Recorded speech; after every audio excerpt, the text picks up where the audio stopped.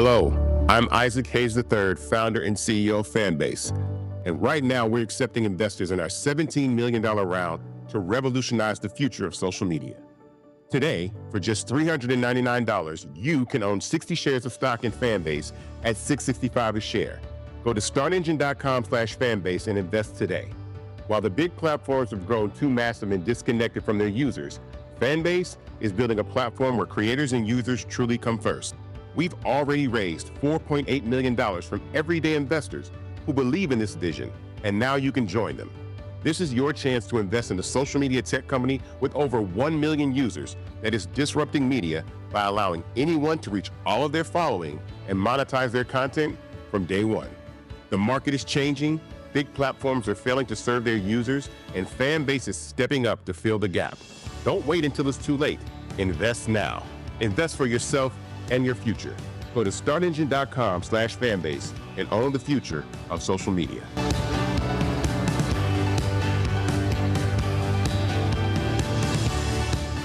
Folks, Black Star Network is here. Hold no punches. I'm real revolutionary right now. Support this man, Black Media. He makes sure that our stories are told. Thank you for being the voice of Black America, Roland. Stay black. I love y'all. All momentum we have now, we have to keep this going. The video looks phenomenal. See, there's a difference between Black Star Network and Black-owned media and something like CNN. You can't be Black-owned media and be scared. It's time to be smart. Bring your eyeballs home. You dig?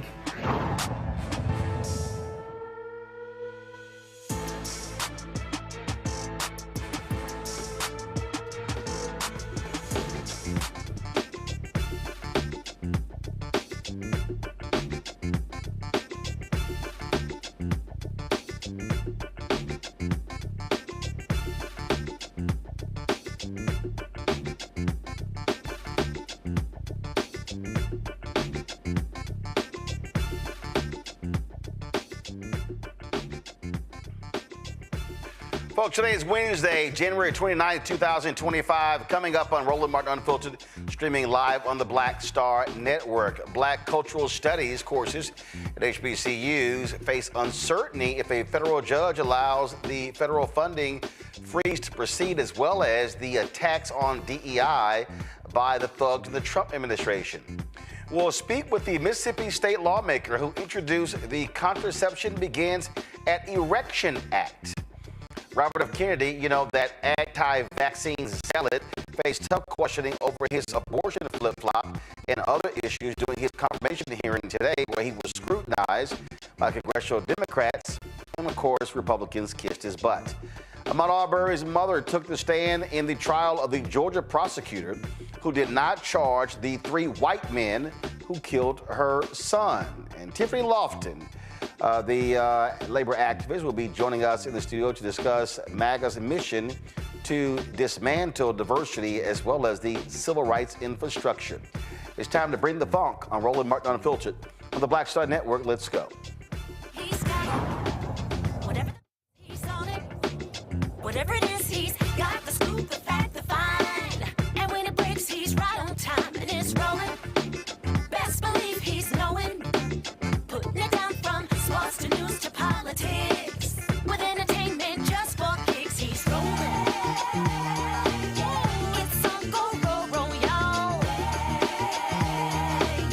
It's Roland Martin, yeah. Rolling with Roland now. He's funky, he's fresh, he's real, the best, you know he's Roland Martin now.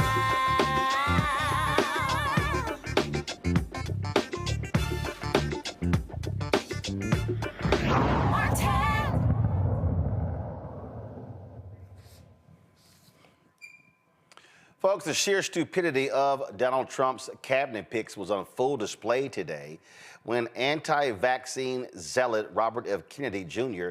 was in the chair being grilled on Capitol Hill during his confirmation hearing to lead the U.S. Department of Health and Human Services. He talked about his rhetoric on COVID-19, vaccines, and abortions. Here is some of what took place. There is no question that abortion is a divisive issue in this country. I would say a majority of the people are pro-choice. There's a strong minority who are pro-life. A year and a half ago, you went to New Hampshire, running for president, gave a speech, and you talked about government should not tell a woman what she can do with her own body. That's her choice. Now, I think everybody on that side is pro-life. I think everybody here is pro-choice. I have never seen any major politician flip on that issue quite as quickly as you did when Trump asked you to become HHS secretary.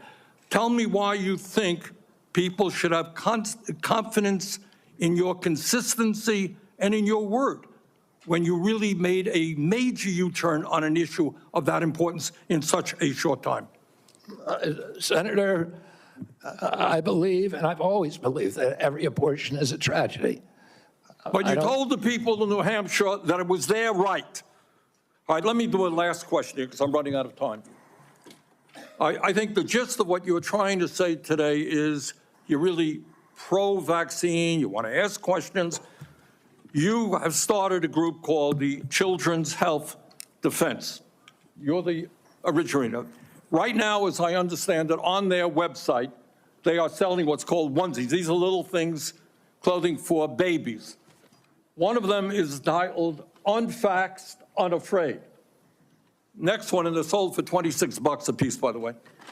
Next one is No Vax, No Problem. Now, you're coming before this committee and you say you're pro-vaccine. Just want to ask some questions. And yet your organization is making money selling a child's product to parents for $26, which casts fundamental doubt on the usefulness of vaccines. Can you tell us now that you will, now that you are pro-vaccine, that you're going to have your organization take these products off the market? Senator, I have no power over that organization. I'm not part of it. I resigned from the board. Yeah, that was just a few months ago. You founded that. You certainly have power. You can make that call. Are you supportive of this? I've had nothing to do with leadership. Are you supportive of these onesies? I'm supportive of vaccines. Are you supportive of this clothing, which is militantly anti-vaccine? I am supportive of vaccines. I will. I want good science, and I want to protect. But you will not tell the organization you founded not to continue selling that product. Thank you, Mr. Chairman. Here's an easy question. Will you commit that when you leave this job, you will not accept compensation from a drug company, a medical device company, a hospital system, or a health insurer for at least 4 years, including as a lobbyist or a board member? Can you just repeat the last part of the question? Can I commit You're to not going to take money from drug companies in any way, shape, or form. Who? Me? Yes, you. Oh. Yeah, I'm happy to commit to that. Okay, good. That's what I figured. I said it's an easy question to start with. And I think you're right on this question. I don't think any of them want to give me money, by the way. Let's keep going.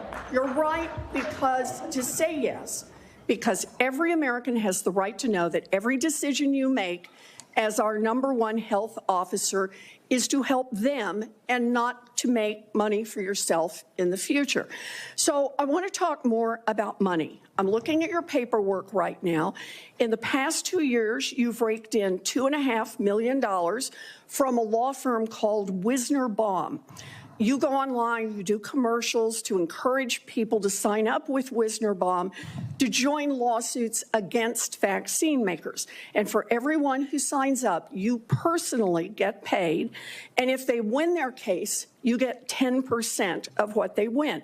So if you bring in somebody who gets $10 million, you walk away with $1 million. Now, you just said that you want the American people to know you can't be bought. Your decisions won't depend on how much money you could make in the future.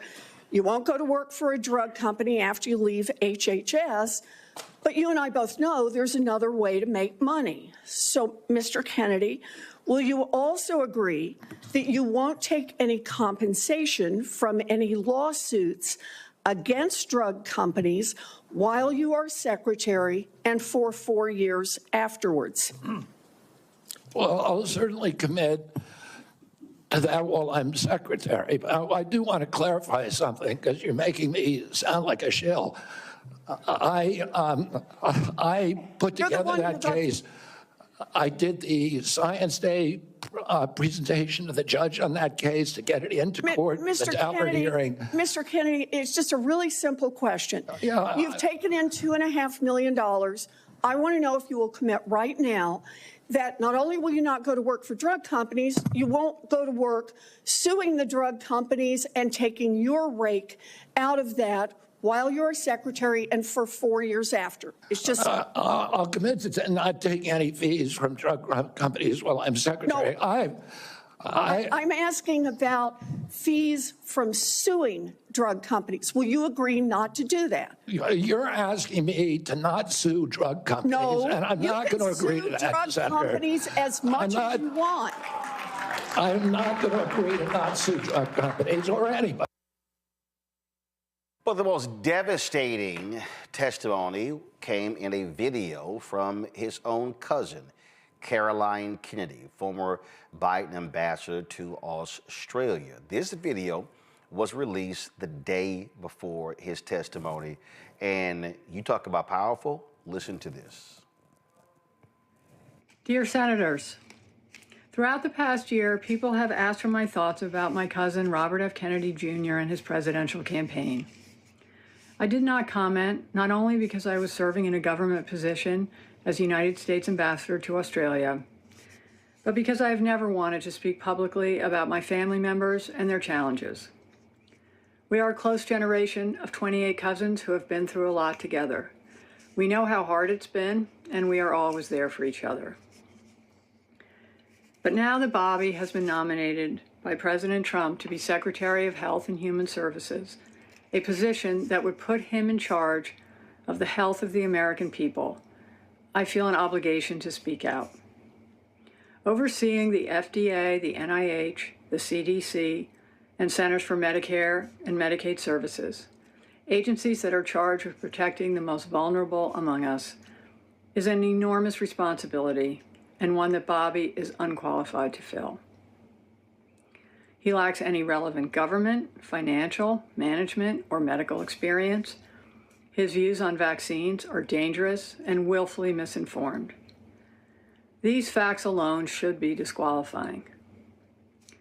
But he has personal qualities related to this job, which for me pose even greater concern. I've known Bobby my whole life. We grew up together. It's no surprise that he keeps birds of prey as pets, because Bobby himself is a predator.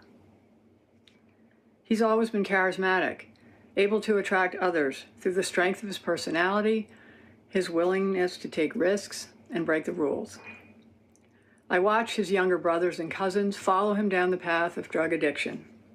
His basement, his garage, his dorm room were always the center of the action, where drugs were available, and he enjoyed showing off how he put baby chickens and mice in a blender to feed to his hawks. It was often a perverse scene of despair and violence. That was a long time ago, and people can change.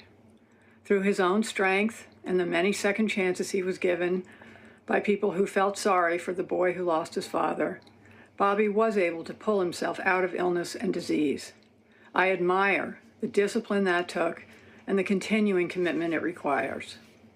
But siblings and cousins who Bobby encouraged down the path of substance abuse suffered addiction, illness, and death, while Bobby has gone on to misrepresent, lie, and cheat his way through life. Today, while he may encourage a younger generation to attend AA meetings, Bobby is addicted to attention and power. Bobby preys on the desperation of parents of sick children, vaccinating his own kids while building a following hypocritically discouraging other parents from vaccinating theirs. Even before he fills this job, his constant denigration of our healthcare system and the conspiratorial half-truths he's told about vaccines, including in connection with Samoa's deadly 2019 outbreak of measles, have cost lives. And now we know that Bobby's crusade against vaccination has benefited him in other ways, too. His ethics report makes clear that he will keep his financial stake in a lawsuit against an HPV vaccine. In other words, Bobby is willing to profit and enrich himself by denying access to a vaccine that can prevent almost all forms of cervical cancer and has already been safely administered to millions of boys and girls. During my time in Australia, I worked on the Quad Cancer Initiative, and I learned that cervical cancer is among the top 3 forms of cancer among women in a majority of countries. Tragically, every year, more than 200,000 children lose their mothers. They are orphaned due to a lack of vaccines and screening. Those are the real-world consequences of Bobby's irresponsible beliefs. We are a close family, and none of that is easy to say.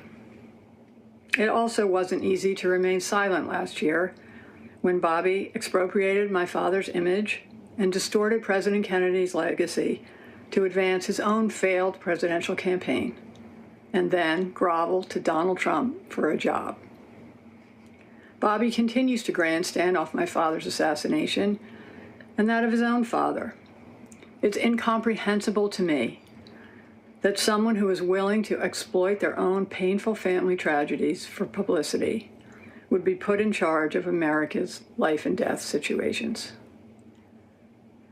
Unlike Bobby, I try not to speak for my father, but I am certain that he and my Uncle Bobby, who gave their lives in public service to our country, and my Uncle Teddy, who devoted his long Senate career to the cause of improving health care, would be disgusted. The American healthcare system, for all its flaws, is the envy of the world. Its doctors and nurses, researchers, scientists, and caregivers are the most dedicated people I know. Every day they give their lives to heal and save others. They deserve a knowledgeable leader who is committed to evidence and excellence. They deserve a secretary committed to advancing cutting-edge medicine to save lives, not to rejecting the advances we have already made. They deserve a stable, moral, and ethical person at the helm of this crucial agency. They deserve better than Bobby Kennedy, and so do the rest of us. I urge the Senate to reject his nomination. Sincerely, Carolyn Kennedy. Woo! My panel, Erica Savage, wellness coach and founder of the Reframe Brain, Mondale Robinson, principal with Black Male Voters Project and the mayor of Enfield, North Carolina. Joy Cheney is founder of Joy Strategies, based out of Washington, D.C. Pretty devastating there, Joy. If you were a Republican United States Senator, I'm sorry, that's a family member. That's somebody who knows a hell of a whole lot about about his character. And when she talked about how he led other family members down the path, the devastating path and destruction of drugs, man, did she nail that. She nailed that. It's a disqualifier. He had many disqualifiers, but this is just the latest one. Well, actually, the latest one was that terrible confirmation hearing. We'll talk about that in a second. But I think what is clear is that he replaced one addiction, right? So the addiction of drugs and alcohol with the addiction of fame and trying to assert himself on a nation. He has replaced one with the other, which is why he would run for president when his family asked him not to do it, because they understood that it was eventually going to have to lead to them opposing him publicly because of what they know about him personally. Then he left his party. They are lifelong Democrats, but he was willing to throw that out to take on the view of Donald Trump and not just take an assignment from him, not just endorse him, but to then actually go in a hearing and say that I will do whatever he wants to do because I serve at the pleasure of him. This is not someone that should be trusted. And I know we're going to get to the hearing. He didn't understand how Medicaid worked. He did not understand how Medicare worked. He lied about his support of vaccinations. His lies about vaccinations ended in the death of Samoan children and led to an outbreak there. This person is dangerous. So even if you feel like, well, I have a cousin who doesn't take a vaccine, or I'm concerned about the health of our food. Bobby Kennedy, RFK Jr., he's not interested in any of the things that you care about. None of the things that you care about. And he is dangerous. And if he is allowed to run our HHS, an agency that covers many things, he will mess it up. The thing here is the flip-flop, Erica, on abortion. Now all of a sudden, oh, I love vaccines. This man is an anti-vaccine zealot. If you're sitting there, anybody with common sense would go, we can't trust this lying, grunting fool. No, absolutely. He's a walking virus. And I think that even listening to Carolyn Kennedy, that was the ether of all ethers. From someone who respects a government position, even though she understood that he was wholly disqualified from holding any position, that she honored the position as a government official, as ambassador of Australia, and waited until, as with the Hatch Act, she was allowed to then speak publicly about another person, that she then penned and recorded such a poignant letter urging everyone to listen and the Senate to make sure that they did not confirm Robert Kennedy. I think that even with the fact sheets that we've read online and the testimony that we have fortunately been seeing throughout the day and throughout the week as we move through more Senate hearings, what we are understanding more and more, and what we have understood, Roland, since you stood up this program in 2018, is that this type of danger only has a qualification of one thing, and that is to pledge to the golden calf that is the son of a Klansman. And so it does not matter that this person has had a life of destruction. It does not matter that he could not tell you what HHS stood for. It does not matter that he would be willing and has been party to the harm and the death of other humans. It only matters that he will worship at the throne of the golden calf. It is. I'm laughing, Mondale, because there were these fools who were saying that, oh, it was a mistake for Vice President Kamala Harris not to meet with Robert Kennedy because he could have helped her in the election. In what world? Yeah, listen, let's be clear. The people that think and are charging the vice president with anything similar to that are people who are concerned simply with power. So these people are excited to take meetings with anybody. They remind me of the folk who were talking trash about Trump during the campaign, but performing for him at his inauguration, i.e. Snoop, i.e. Nelly, and the likes. I can't understand for the life of me how we are at a space where people are out loud complaining about DEI when we have an entire administration that is nothing but a bunch of white, rich nothingness. Trust fund babies and folk who have a lot of money that didn't deserve it and keep failing up to new positions, called geniuses for nothing. I am sick of people comparing these people to anybody that not just should be running an agency, but should even be a part of any federal agency. Robert F. Kennedy should be locked up for so many things that we're not even talking about. His daughter should have got him locked up when she told everybody that he cut a whale's head off with a saw and drove down the streets from Massachusetts to New York with the thing on top of his car, and nothing happened to him. So we see privilege, we see white privilege, and as if that's not enough, someone already said it. I think Joyce said he traded in privilege for power hunger. And I think we're not even talking about holding this administration accountable for all of the nothingness, all of the unqualified people that are being presented to us as if they should be anywhere near running a government agency. And this one, the largest health agency in the world, with over $1 trillion being spent on research and also on food, is absolutely scary to me that this person is 3 or 4 votes away from being that person. If y'all really want to laugh, let me play for you this idiot Nicole Shanahan. She was his vice presidential running mate. She got $1 billion. I think she was married to the YouTube guy, and I think she cheated on him. I don't know what the hell. She's an idiot. Listen to this stupidity.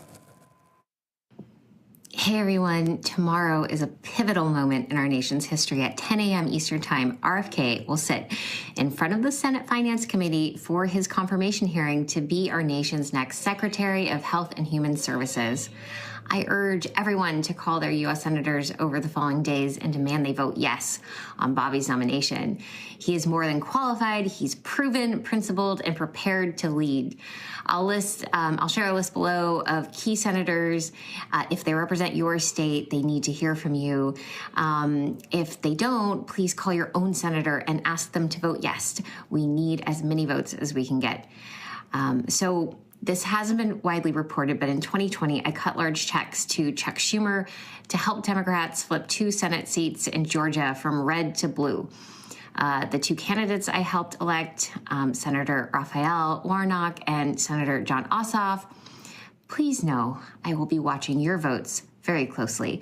I will make it my personal mission that you lose your seats in the Senate if you vote against the future health of America's children. And more than that, I also want to say to Senators Mitch McConnell, Lindsey Graham, Lisa Murkowski, Susan Collins, Bill Cassidy, Tom Tillis, James Lankford, Cory Booker, John Fetterman, Bernie Sanders, and Catherine Cortez Masto, this is a bipartisan message, and it comes directly from me.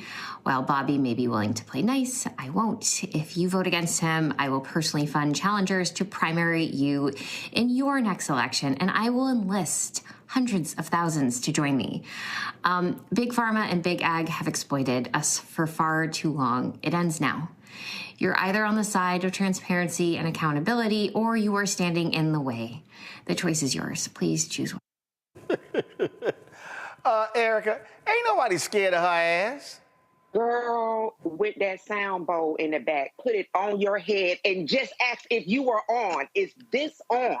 How do you say, and I would like to say thank you, money well spent in my home state of Georgia with Ossoff and Warnock, but how do you issue a threat, number one, to people who were duly elected to say that you essentially own them, and then also name off other people who are operating in the Senate to say that you are going to ensure that if they do not vote in the way that you want them to vote, that you will personally ensure that they are primary.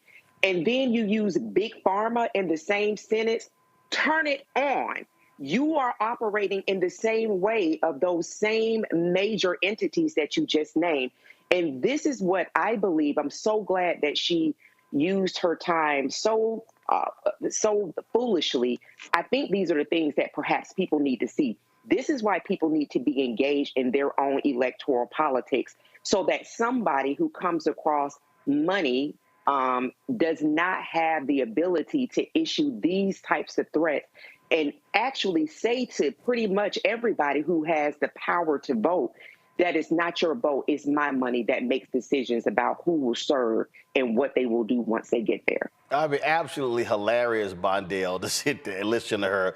Oh, I'll be watching. First of all, you idiot. Warnock just got reelected. So that part. Now, Ossoff's seat is up in 2026, but trust me, I think he's not going to have a problem raising money. And I don't think for a second that Senators Elizabeth Warren and Bernie Sanders are really shaking in their boots at this idiot who was RFK Jr.'s vice presidential pick. Can we be clear about a couple things? And let's start with the first one. Money does not win elections. And for her to believe, this is the Elon effect. They really believe that Elon won the election for Donald Trump. But what people don't understand is 2020 didn't happen in Georgia because of her money or anybody's money. It's because of organizations that had trusted relationships. I run Black Male Voter Project. We were in Georgia doing work with black men who had never voted, that were already registered, engaging those brothers. And I promise you, they don't know anything about her money or her. So these idea of these people with a lot of money they got the game way messed up when they believe that they're responsible for turning out new voters. The coalition of voters that put Ossoff and also Warnock over the edge came from 40+ organizations that have been in that community, that are in that community, working with minority and other voters to engage them around issues that are important to them. And dollars, especially from million and billionaires, are not the ones that are moving them or affecting them. I think this is the disconnect between what really goes on and how we win elections from what well-moneyed people believe. Actually, if you want to talk about anything, the candidates with the most money have lost the last 5 presidential elections. So that right there in itself tells you money will not do it, especially when 80% of that money going to candidates gets spent in the wrong way and not on lasting change. Real quick before I go to the break, Joy, go ahead. Correct. If money, was it, she would be vice president, right? She's not vice president. She's some rando who's on Twitter or Instagram or whatever she was reporting that on. And RFK is up for HHS secretary. He wasn't inaugurated 2 weeks ago. Money is not the deciding factor. She has every right to say what she wants. What is clear is that RFK Jr. is dangerous for the nation and that he should never have responsibility over an agency. And for those who are thinking, well, he is not pro-life, he's pro-choice. In the past, listen to his hearing today.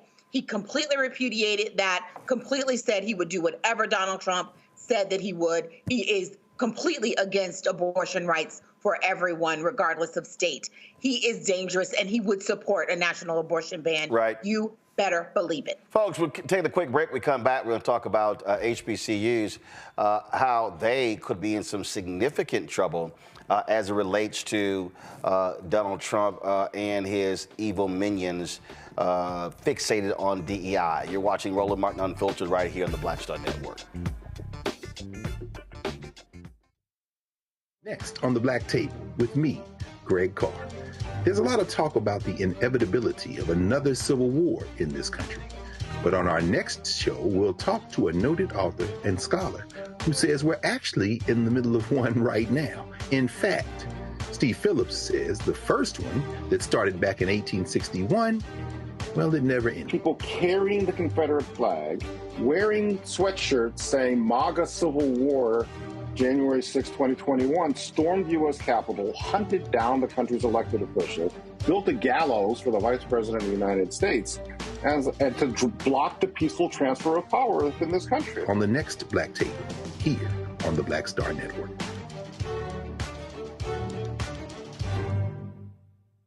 This is Reggie Rock Byford.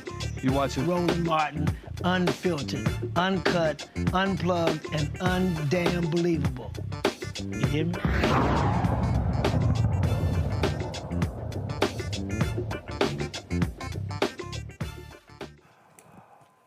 The administration of the twice impeached, criminally convicted felon and con man Donald Trump is pretty stupid. And when I say stupid, I mean really stupid. So they sent out this memo freezing federal funds, which actually is illegal. There's nothing that says they have the power to do so.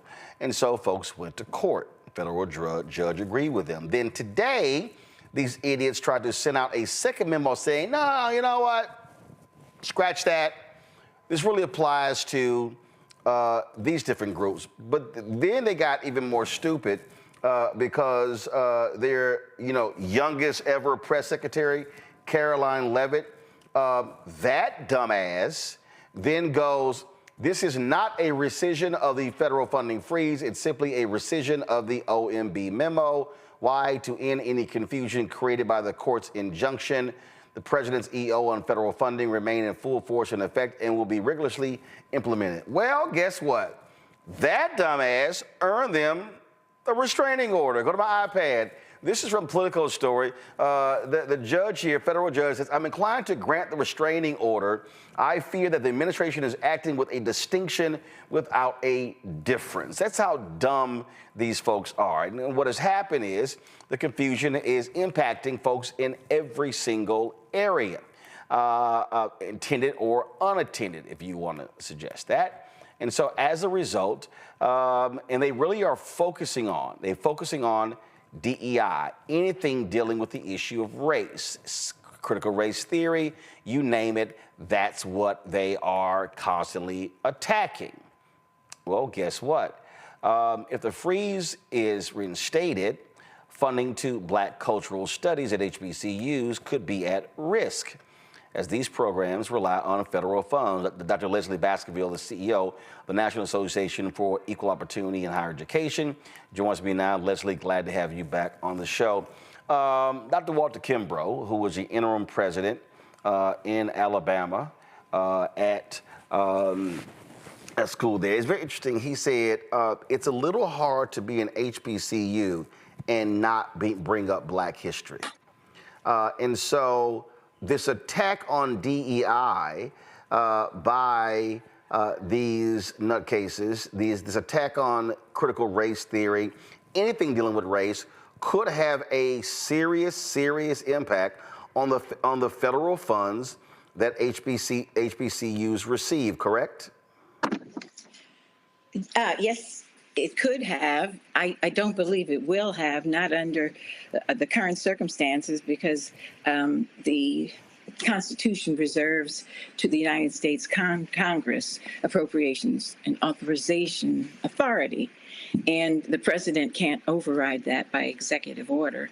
So I think it's really unfortunate that we're having to go through these time-consuming, confusing challenges in court. But I'm confident that we'll win, whether the judge is appointed by Trump or anyone else.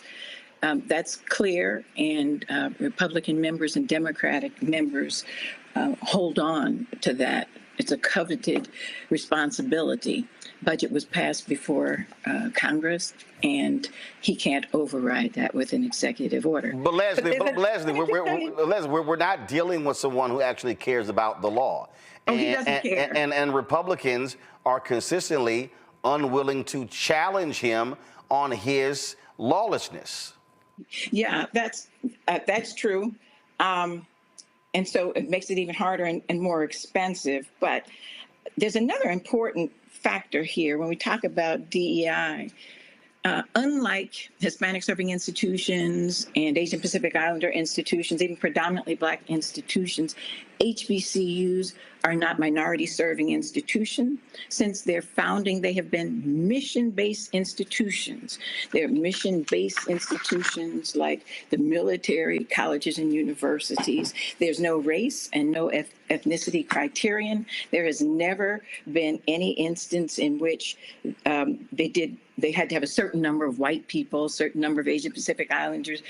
Because of their mission, because of the areas in which they excel, they're the growth and high need areas, and particularly in STEM, where they're graduating 42% of Blacks and other underrepresented minorities with advanced degrees in STEM. People are coming. So we now have about 30% non-African ancestry and 70% African ancestry people. And so when you say DEI, we should not cede that. But here's the deal, though, Leslie. We know what's going on here. When these white folks say DEI, they go on, oh, that's Black, knowing full well that the greatest beneficiaries of DEI jobs as well as affirmative action have been white women. And so these people are not smart. They don't think that way. And here's a perfect example. Go to my iPad. Look, Rutgers University canceled an HBCU conference as a result of this. In this conference, it was through the Rutgers Center for Minority Serving Institutions, said it was asked to cease all work it was performing under the auspices of Diversity, Equity, Inclusion, and Accessibility Hub at Jobs for the Future, which is funded by the U.S. Department of Labor. And so here's a perfect example. HBCUs are not solely for African Americans. They're just like, they're frankly, just like PWIs. It's a historical distinction, but let's be real clear. The people who wrote Project 2025, that's what this is all about. And HBCUs should worry because these people are crazy. Yeah, they are crazy. But I want to just take a slight issue with the fact that they're just like PWIs, with predominantly white institution, Hispanics, Asian Pacific Islander institutions. There is a specific criterion in the definition that a certain percentage of their student body is Hispanic, Asian Pacific Islander, and predominantly Black. So there's a specific race criterion along with the economic criterion. A certain percentage of them have to be low income, and the institutions have to be underfunded. That's their definition.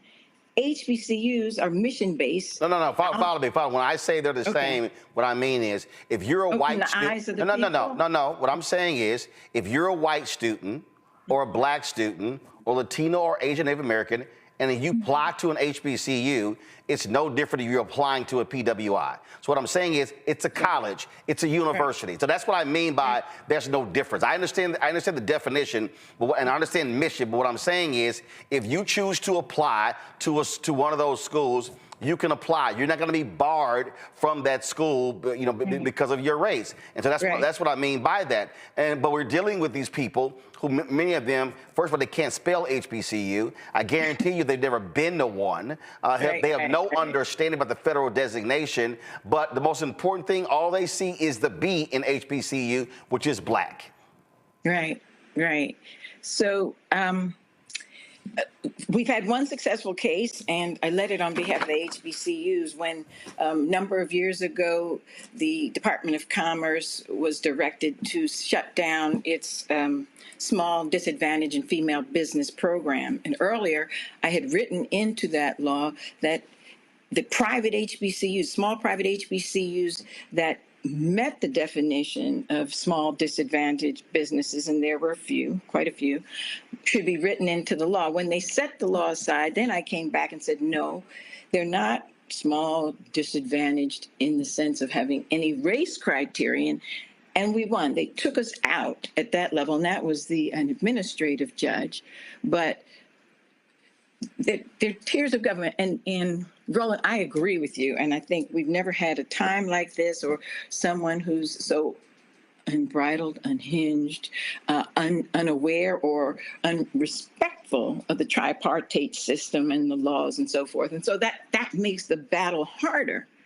But as long as we've been fighting, and with the folks that HBCUs have prepared and other institutions, and those who've been prepared on the streets and the lines, picket lines and so forth, we have the tools to fight. We have the tools to win. And one of the things that we've been doing, quite frankly, knowing that he was coming, is to put in place an infrastructure so that his HBCU students in particular, initially when the FAFSA challenge would come up, and then all students can go online and sign up to the social media wealth building so that we don't have to continue to be overly reliant on government. I want every tax dollar we're entitled to, so don't get me wrong. I want our fair share and then somebody else if they'll give it to us, but so that we have options. These students can earn up to $300,000 on average, and that was in the test of the concept over 17 years, simply by going on and doing what students do. Click on and stay on social media. And so we're trying to create options while we're going after every dollar that we have. And we're not winning much. The courts are obviously stacked, and they're going to be stacked even heavier in a minute. But we're going to keep challenging them. The other thing is this: Trump and his shadow folks understand money. So HBCUs, mission-based institutions, 3% of American colleges and universities, they're graduating 42% of Blacks with advanced degrees in STEM. And his three immediate shadow co-presidents have as their top agenda item things having to do with STEM, with technology. And being one in the world seems to be more important to this president than being just and fair and equitable and comporting with any laws, regulations, policies, executive orders. And so they should understand that they can't get the America that they want without HBCUs. And let me tell you what happened. I don't know if it was by design or just sloppiness, because the whole thing is really sloppy. When in the executive order, the OMB decided which programs were going to be cut, they specifically mentioned Hispanic serving institutions and tribal colleges and universities, did not mention HBCUs. And I called OMB and I called people at the Department of Education. Their position now is that was not a mistake. But the question is why? Tribal colleges are non-racial too. So if you're going to exclude all of the non-racials, why were tribal colleges included? But it's a big mess. But I live to fight for justice. I've been doing it since I was 14. That's all I know. I get excited in the morning and doing that. And it's unfortunate that the clock has been turned so far back. The voting rights have been trammeled. Employment rights have been trammeled. Health rights, on and on. And justice, you let thugs and murderers out of jail and prison en masse. But we're up to the task, and we're not going to allow it to sit. And if there's any judge before whom we can get, there's no question, but the actions, these actions are in flagrant violation of the Constitution. And I think you can get a small number, but a number of Republicans to go along because they value the appropriations responsibilities, and that's what they can take home to their constituents. Going to be prepared for the craziness that is going to ensue. Leslie Baskerville, we appreciate it. Thanks a lot. I thank you so much for allowing me to be here, and look forward to working with you and the colleagues there as we do push back. Have a glorious day. All right, thanks a lot. Thank you. Go to my panel here. Mondale, I want to start with you. I mean, listen, folk better be prepared. And bottom line is, it's a lot of people who are sleepwalking. And what pisses me off is I'm tired of hearing these people go, oh, my God, I can't believe this. And I'm like, dumbasses, we told you. They told you. It's in Project 2025. Trump lied by saying, I don't know anything about this here. I don't even want to know about it. I didn't even read it. They were lying the entire time. But I don't understand why people don't realize that they are going to go after anything and everything that says black or race or whatever. Yeah, listen, let's be clear. We watched this president tell us through his whole life, not just when he was running as a political candidate, his entire life he's been anti-black. So anybody believing that him running for office the last time that he could run from office and getting elected, that he was not going to be even more anti-black, even more empowered by whiteness when white people put him in that place, I think they're being fanciful at best, and I can think of some more colorful words that better describe them. This whole HBCU thing's really got me really stressed out, mainly because I think people forget that, like your past commentator was just talking about, that's a lot of people attending HBCUs. Nearly 25% of the people that go to HBCU are non-black students. And hell, you got 8 schools where over half of them, HBCUs, where over half of the student population are not something other than black. Hell, you even got 2 in West Virginia where the population are either 90 or 80% white. West Virginia State and Bluefield State. So this is the unseriousness at which we are writing policies, so much so that we are willing to throw poor white people out with black people just to make sure that we make sure black people understand their position in life. And anybody, any black Republican, any black person that voted for Trump, any black person that has something negative to say about what Kamala was offering, they're not really serious about what it takes to be standing up for black people. And I mean that because we've watched every day, 9 days straight, where something was written, and even if it didn't say black people, it was anti-black. The 14th Amendment, the erasing all the gains from the 1965 Civil Rights Act, and we can go on and on. The ensuring police officers that are going to get unqualified immunity, which means they can do whatever they want to in our communities, kill black men at rates that they want to without being checked. Right. I promise you, if so much wasn't going on, I bet you Chauvin would be free if it was a federal charge. Well, people are sitting here pretending that we are not under attack and that they didn't know it. Right. It's going to be this serious. So people are not serious about our folk and their folk too. So here's the thing, Joy, that we have to understand again. If you are an institution, if you are a group, I don't care what it is, if you have any federal funds, if you have a business that receives federal funds, you had better be on guard, because these people, they want to go after everything, and they want to absolutely cripple Black America. Correct. And let's be clear, it's not just Black America. I know that's our focus here, but it is women. It is Native Americans. No. Here's the deal. No. When we say women, it's white women. Let's be real clear. What I'm saying, Roland, what I'm telling you is I'm on a board of an organization that just had their efforts that were aimed at sexual harassment in the workplace, that was brought back. No, I understand. What I'm saying is, when you say Black, sisters are under that. So I want to specifically challenge white women, because they act like they're not a part of this. But go ahead. Correct. White women do act like they're not a part of it, but they're fools for it. They are coming for everything that does not benefit white, heterosexual, cisgendered men. That is what Judeo-Christian at that. That is their focus. So even if you think that that you're going to be protected, you are not going to be protected. You are not going to be protected. And they are testing out with DEI. And by the way, in the federal government, those offices are not just diversity, equity, and inclusion. If you are a person with a disability, those are also accessibility offices.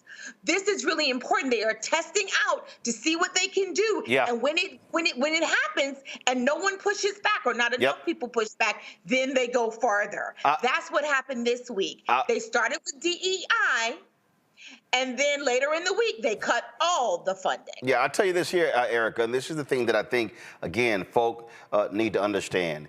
The people who are going to push back, and this is where, when you talk about fighting it in the courts, it's going to be the Democratic attorneys generals and the governors. They're going to have to lead the legal charge. Frankly, the folks in D.C., I don't know what the hell they're doing. They are $5 late and 5 days short. I mean, I've never seen folk react so damn slow to what's going on. But again, when New York Attorney General Tish James announced the first one to launch a lawsuit over the freezing of the funds, and then other Democratic Attorney Generals jumped in, guess what? Not a single Republican Attorney General said a word, even though those broke-ass red states get the most money from the federal government. So that is what you're going to see. You're going to have a legal onslaught led by Democratic governors and attorneys generals.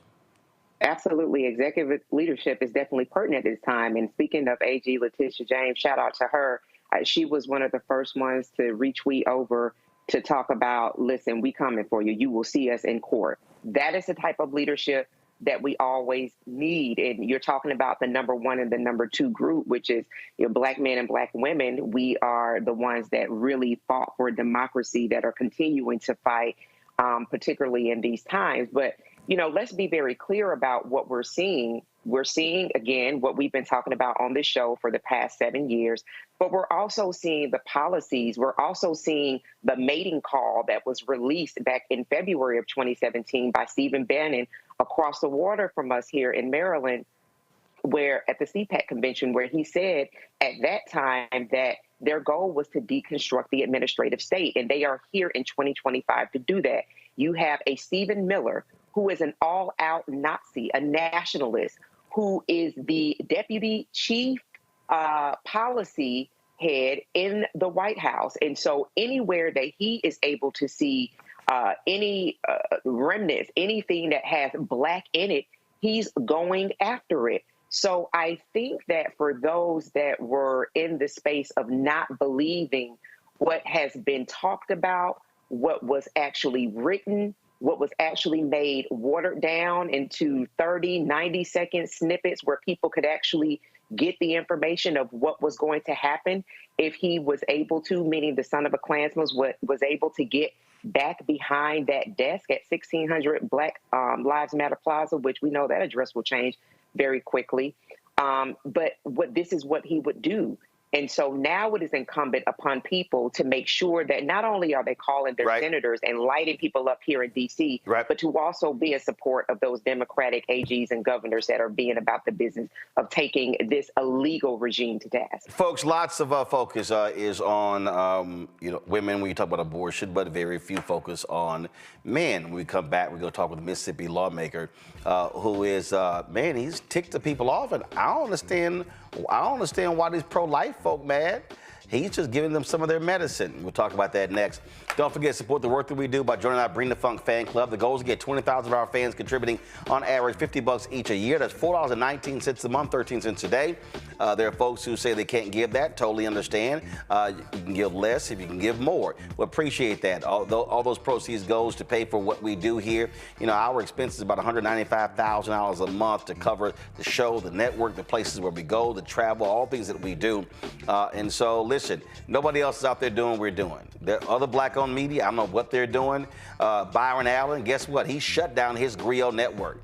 It doesn't exist as of January 1st. They laid off all of their people except I think like 4 people at the Griot. We got more people who work for us at the Black Star Network than they have at the Griot. Black Enterprise, nope. Urban One, nope. Radio One, nope. Blavity, nope. Essence, nope. Ebony, nope. None of these people do what we do every day in covering the amount of news that we focus on every single day. So your support is critical. If you want to support us via Cash App, please use the Stripe app. Cash App closed down all of our accounts after they changed their rules. And so that's the QR code right there. If you are listening, you can go to blackstarnetwork.com to grab that QR code. Also, you want to see a check and money order, send your check and money order to P.O. Box 57196, Washington, D.C., 2003 7-0196. PayPal is R Martin Unfiltered. Venmo is RM Unfiltered. Zelle, Roland at RolandSMartin.com, Roland at RolandMartinUnfiltered.com. We'll be right back. What's up, y'all? Look, Fanbase is more than a platform. It's a movement to empower creators, offering a unique opportunity for everyday people to invest in Black-owned tech, infrastructure, and help shape the future of social media. Investing in technology is essential for creating long-term wealth and influence in the digital age. The Black community must not only consume tech, we must own it. Discover how equity crowdfunding can serve as a powerful tool for funding Black businesses, allowing entrepreneurs to raise capital directly through their community through the Jobs Act.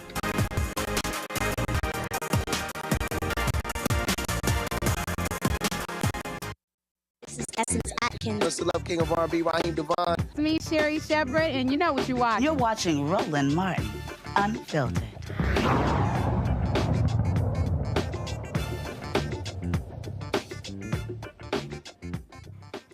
So, folks, when you think about all of the laws that are passed regarding a woman's body, they're extensive.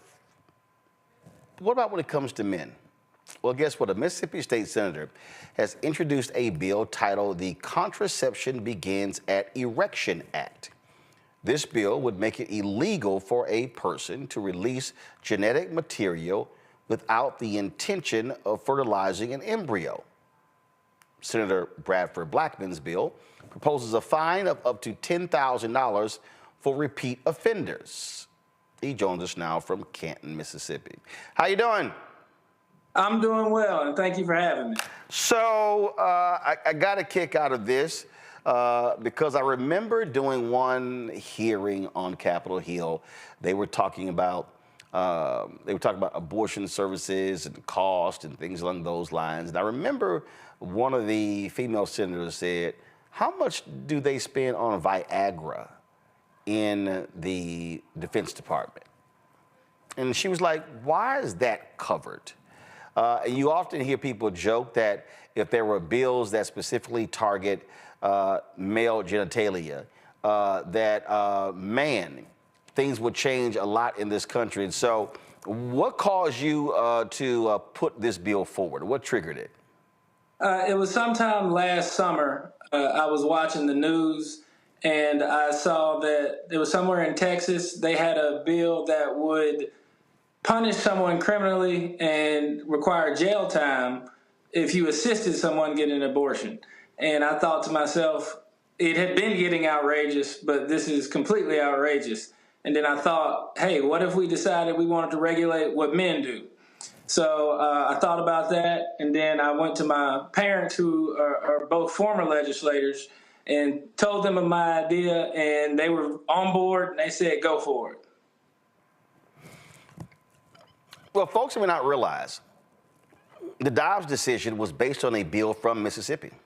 That's correct. And so you put this forward. So what has been the reaction from the pro-lifers in the legislature in Mississippi? Well, the reaction from the pro-lifers in the actual legislature, I've gotten a few helpful suggestions on it. One told me that, hey, would you support an amendment that said if you had a vasectomy, that it could be an exception? And I told him that was something I hadn't thought about, and that was an amendment that I would support.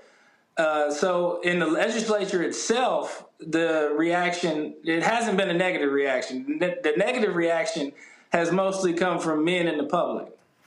And I will say there have been a few women in the public who told me that I'm wasting taxpayer money with it. But wait a minute, why are you wasting taxpayer money for a bill that relates to men when these folks have no problem passing bills relating to women? We saw the whole, in vitro fertilization battle. We've seen reproductive rights. And so all you're simply saying is, if it's good for passing laws dealing with women, let's pass some laws dealing with men.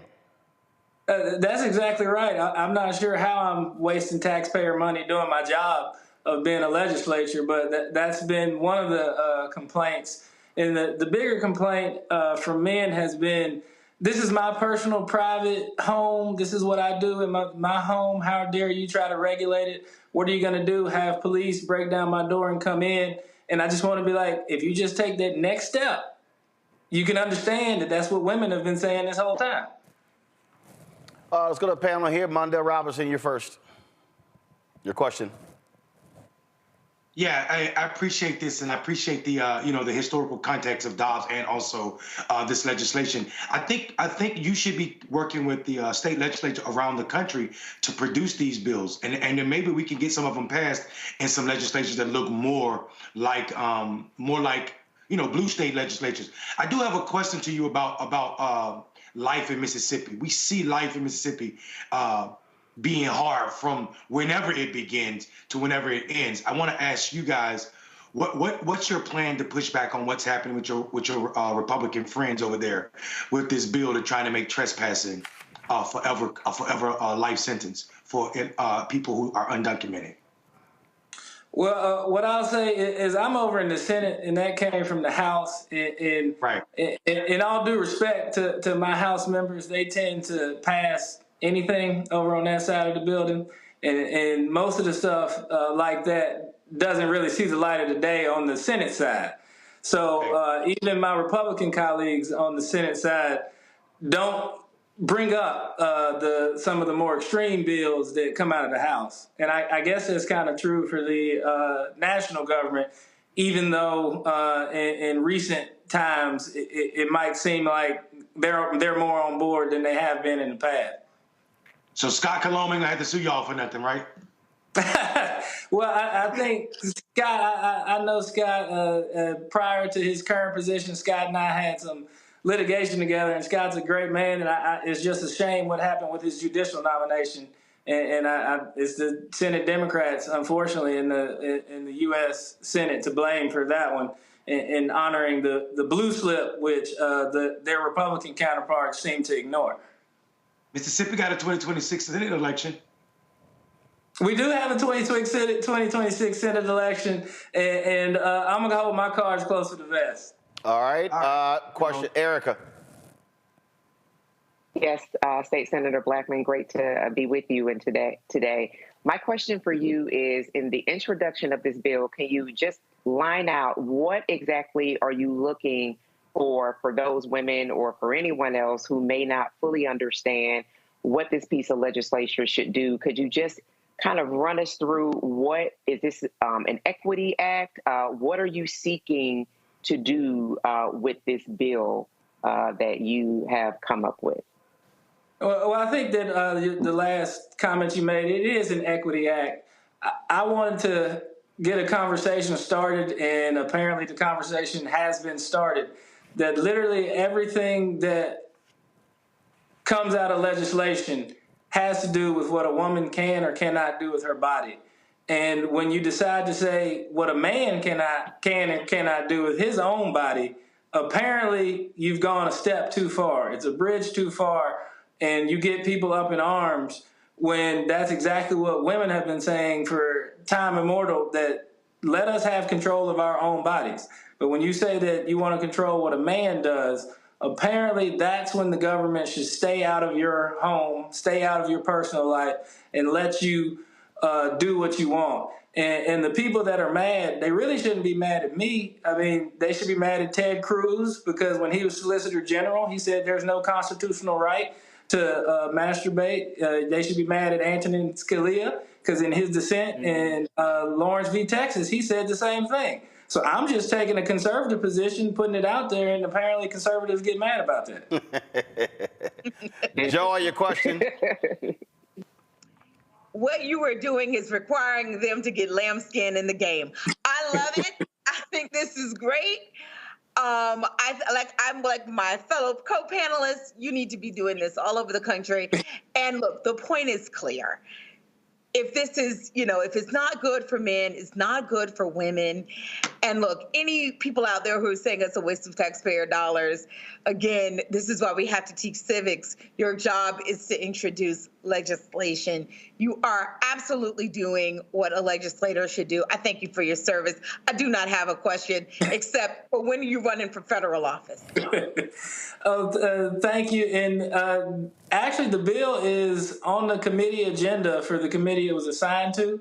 So within the coming days, it'll come up in the committee, and I'll get to explain to my fellow Senate colleagues why I think it's an important bill. All right, then. We certainly appreciate you joining us. Good luck with the bill. And let's see how these pro-lifers vote. Yes, we'll definitely see that. Thank you all for having me. Thanks for your questions. And thanks for the nod of support when it wasn't a question, but I appreciate it. All right, thank you so very much. All right, folks, going to break. We come back. The lawlessness of these idiots in the White House is very clear. We'll talk about when it comes to them trying to give severance packages to federal workers, and then firing members of the EEOC and the National Labor Relations Board, even though the president can't do that. It's illegal. We're going to break it all down for you right here on Roland Martin Unfiltered on the Black Star Network. Next on Get Wealthy, with me, Deborah Owens, America's Wealth Coach, women of color are starting 90% of the businesses in this country. That's the good news. The bad news, as a rule, we're not making nearly as much as everyone else.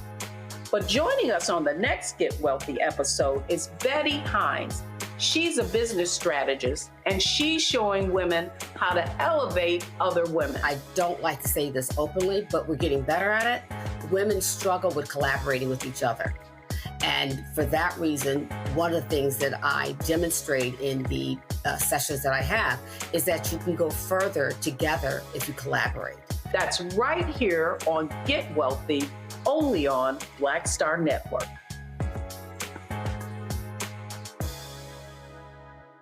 Hey, it's John Murray, the executive producer of the new Sherry Shepherd Talk Show. This is your boy, Earthquake. And you're tuned in to Roland Martin Unfiltered.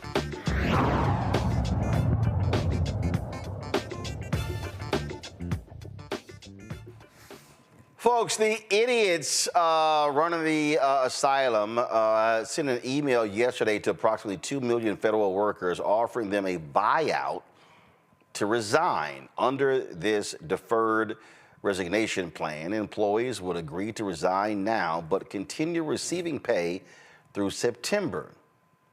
Virginia U.S. Senator Tim Kaine called bullshit on this proposal. Federal employees received an interesting email at the end of the day today. I happen to have some fellows assigned to me who are not Senate employees, but they are executive branch employees, as most of us have, working in my office. And they received an email that said, from the administration, If you tender your resignation by next Friday, we will guarantee you payment through the end of September, whether or not you show up for work.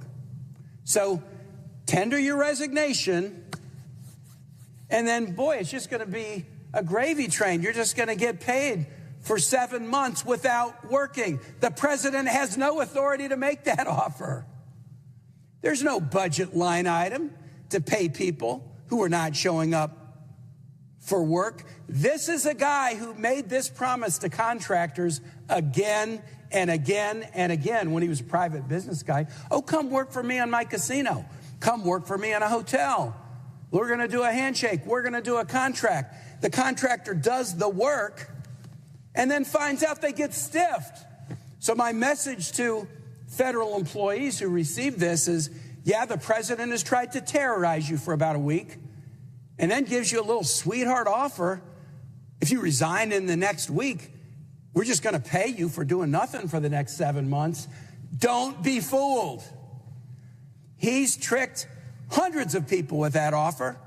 If you accept that offer and resign, he'll stiff you just like he stiffed the contractors. He doesn't have any authority to do this. Do not be fooled by this guy. You were here before he was here, and you'll be here after he was here. Show up for work, be diligent, serve Americans every day, make their life better, answer their phone call, give them an answer, track down their constituent call. Don't be fooled by a fake offer that because he's terrorized you in the last week, it would be easy to just resign now and get a check for 7 months, because I can tell you that promise is worth nothing. And you will regret it just like these contractors regretted it who did work for this guy when he was a businessman. Well, also the two-time impeached convicted criminal-in-chief fired 2 of the 3 Democratic commissioners of the federal agency that enforces civil rights laws in the workplace. The two Equal Employment Opportunity Commission commissioners, Charlotte Burrows and Jocelyn Samuels, confirmed in statements Tuesday that they were terminated late Monday night. Charlotte Burrows said in her statement, "Removing me along with Commissioner Samuels well before the expiration of our terms is unprecedented and will undermine the efforts of this independent agency to do the important work of protecting employees from discrimination, supporting employers' compliance efforts, and expanding public awareness and understanding of federal employment laws. I'm proud of the work my colleagues and I have done to help remove barriers for equal opportunity for all workers and to promote fair and non-discriminatory workplaces. While I strongly disagree with the president's actions and will explore all legal options available to me, I will continue to do all I can to fight for the rights of American workers and to support the efforts of others who do the same." Burrows, a former EEOC chair, was serving a 3rd term as commissioner that was set to end in 2028. Samuels was in her 2nd term, which was supposed to last through 2026. Both say they are looking at legal options. Under federal law, no more than 3 individuals from the same political party can serve on the 5-member commission at the same time. The firings leave the EEOC without a quorum. Only 2 commissioners remain. Both Burrows and Samuels said, this was just so crazy about it. But it's not just that. The National Labor Relations Board. Trump fired 2 Democrats on that particular board. He removed members Gwen Wilcox and General Counsel Jennifer Abruzzo. Both were appointed by President Joe Biden. Removed them late Monday night as well. They expected Abruzzo to be fired because she was general counsel and she acted as a prosecutor. But Wilcox, her term was not going to end until 2028. Wilcox is the first black woman to serve on the National Labor Relations Board. She also says she's going to be pursuing all legal avenues. Here's the deal here, Erica, that's crazy. He doesn't have, there are laws. There are actual laws. So, for instance, when he fired the 17 inspector generals, guess what? The law says he is to notify Congress 30 days before. That's a process. There are laws here of terminating board members, commissioners of the EEOC, National Labor Relations Board.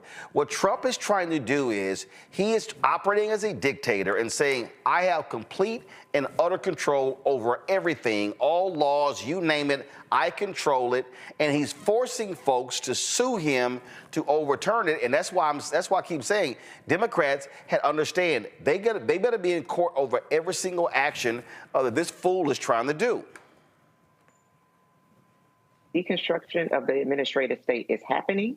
And, you know, when you're talking about someone who is, as you pointed out, as felonious as he is, someone who does not respect, who has also said and has repeated that the Constitution is not something that he believes in, he wants to terminate, do away with.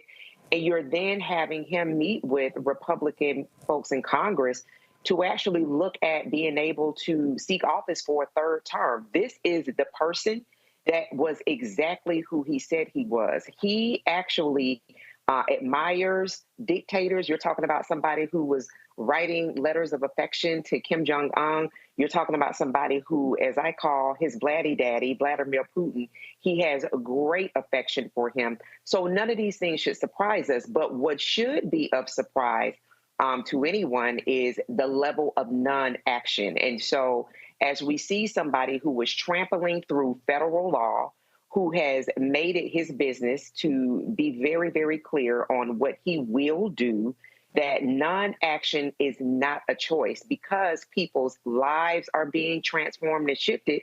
And when you think about federal laws, when you think about federal policy, when people don't believe that these things will affect them, well, what about the home that you're mortgaging or the apartment that you may be leasing, that the landlord may come in and say that they no longer want you in that particular space because they don't want Black people or they don't want people that have differing abilities, disabilities, or they just don't like to have women or men or people who are queer in their community and they throw you out. You're talking about then them adapting to a regime person who also is doing the same thing. So this is definitely for cause, for pause, for everyone, and for everybody who always had all of Democrats, make sure that you're having that smoke for those people who are in office, who are in charge at both the levels of government, that's Congress, Senate, and at your executive branch as well. The thing here is that when I say a lawless person, that's who he is, Joy. This is what he is going to do. This is what he's going to continue to do. And he is going to push the boundaries. And he doesn't care about boundaries. There are no guardrails. And the Republican Party, they're a bunch of sycophants who will let him do whatever. That's correct. So full disclosure, Charlotte Burrows is a personal friend, as is Jocelyn Samuels. I spent the entirety of my time in the Obama administration as a political appointee at EEOC and helped Charlotte set up her office in the beginning. This is a true public servant. Same thing with Jocelyn. It is a shame what's happening to them. And let's just be clear about the rules. It's one thing to fire a general counsel. It's a total other thing to fire a commissioner who's brought in for a certain term. This is an affront to Congress. This is an affront to Congress. So what we should be having is the Speaker of the House and the Senate Majority Leader, as well as their Democratic counterparts, should be suing the president. And if not them, the Democrats must do so, because this is a violation of the Constitution and the separation of powers. He's been doing it all week. What we talked about in terms of making a deal with federal employees, making an offer rather, that they can just not show up to work and get paid, that is an affront to Congress. He does not have that authority. Congress controls the purse. He does not have the authority to cut off federal funds. He does not have the authority to summarily fire people who have been presidentially appointed and Senate confirmed to a bipartisan commission for a certain amount of time. It is created so that there will be overlap amongst administration. It's a different kind of commission. So is NLRB than like a regular federal agency. They are meant to be, as Roland said earlier, bipartisan commissions and to have overlapping years. It's set up differently. Donald Trump has no authority to just go out there and do it, but he is going to demand that we sue him in order. So there's going to be a lot of injunctions that are happening, right? But it's the time and the expense that he is counting on. It's the confusion. And in the interim, it's the seizure of the work of that agency, right? So all those who filed EEOC lawsuits, those things will be hindered by this type of activity. Yep. He is an authoritarian figure. Mondale. Roland, here's the thing.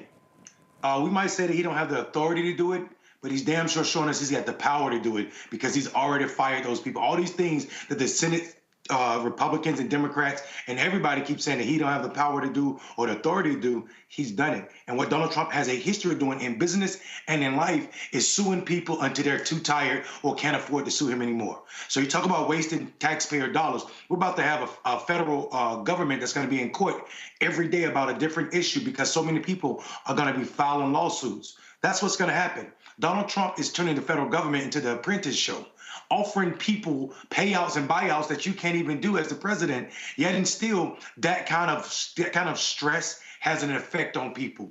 And I think people are misunderstanding or misrepresenting what I think Donald Trump is trying to do. I feel like Donald Trump is trying to trigger a Supreme Court case here, knowing that when it goes to the Supreme Court, it's going to be in his favor. This is the same Supreme Court that basically told him that he's above the law and that he can do things that are outside of the law and not be punished because of who he is or what position he had, and now he's back in that position. So we should remember that this is a person that said he was running to lower the cost of eggs and he was going to do it on day one. We're on day 9 and we've seen nothing about eggs at all from this president, nothing about lowering the cost of food at all. We have seen him do and act in a way that reminds of his unsavory business practices. And I think we are about to follow in this trap if we keep allowing, and when I say we, I'm talking about the federal government, the other branches of the federal government, continue to allow this man to use this government as a tool for him to take more and more power to do as he please and play with people's lives.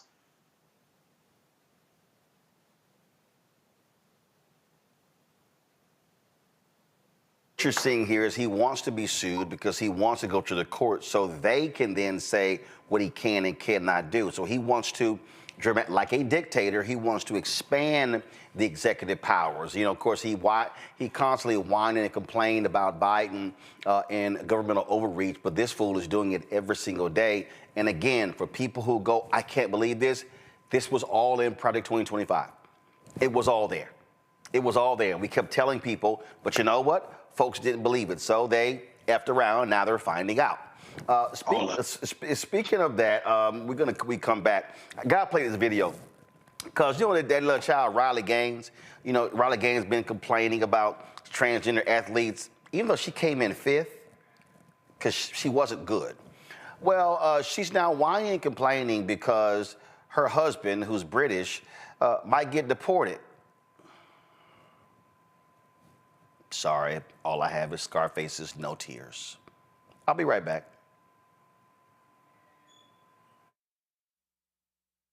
Hello, I'm Isaac Hayes III, founder and CEO of Fanbase.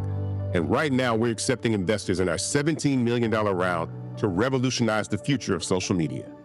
Today, for just $399, you can own 60 shares of stock in Fanbase at $665 a share.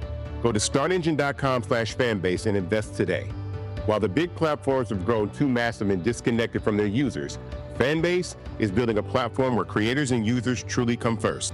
We've already raised $4.8 million from everyday investors who believe in this vision, and now you can join them. This is your chance to invest in a social media tech company with over 1 million users that is disrupting media by allowing anyone to reach all of their following and monetize their content from day one. The market is changing. Big platforms are failing to serve their users, and Fanbase is stepping up to fill the gap. Don't wait until it's too late. Invest now. Invest for yourself and your future. Go to startengine.com/fanbase and own the future of social media.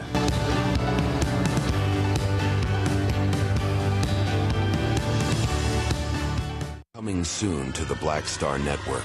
For y'all, when you're on that stage or when you're and you're seeing 2 and 3, 4 generations in the audience, that's got to speak to you about the power of what y'all have become. Oh, most definitely. I think we were doing our show before our break, and remember I was watching this kid. I could not take my eyes off him because he was about 9 or so. He was sitting in the front row with his, over on the right-hand parents. side. Yes.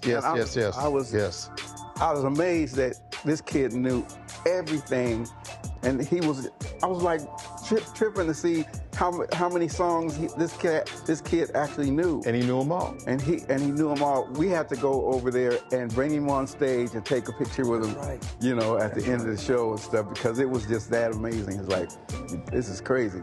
You know, the music travels everywhere, you know, like what Philip was saying, seeing this young kid. Then you hear our songs on commercials, cold commercials. Then you have the younger ones that hear our music in animation.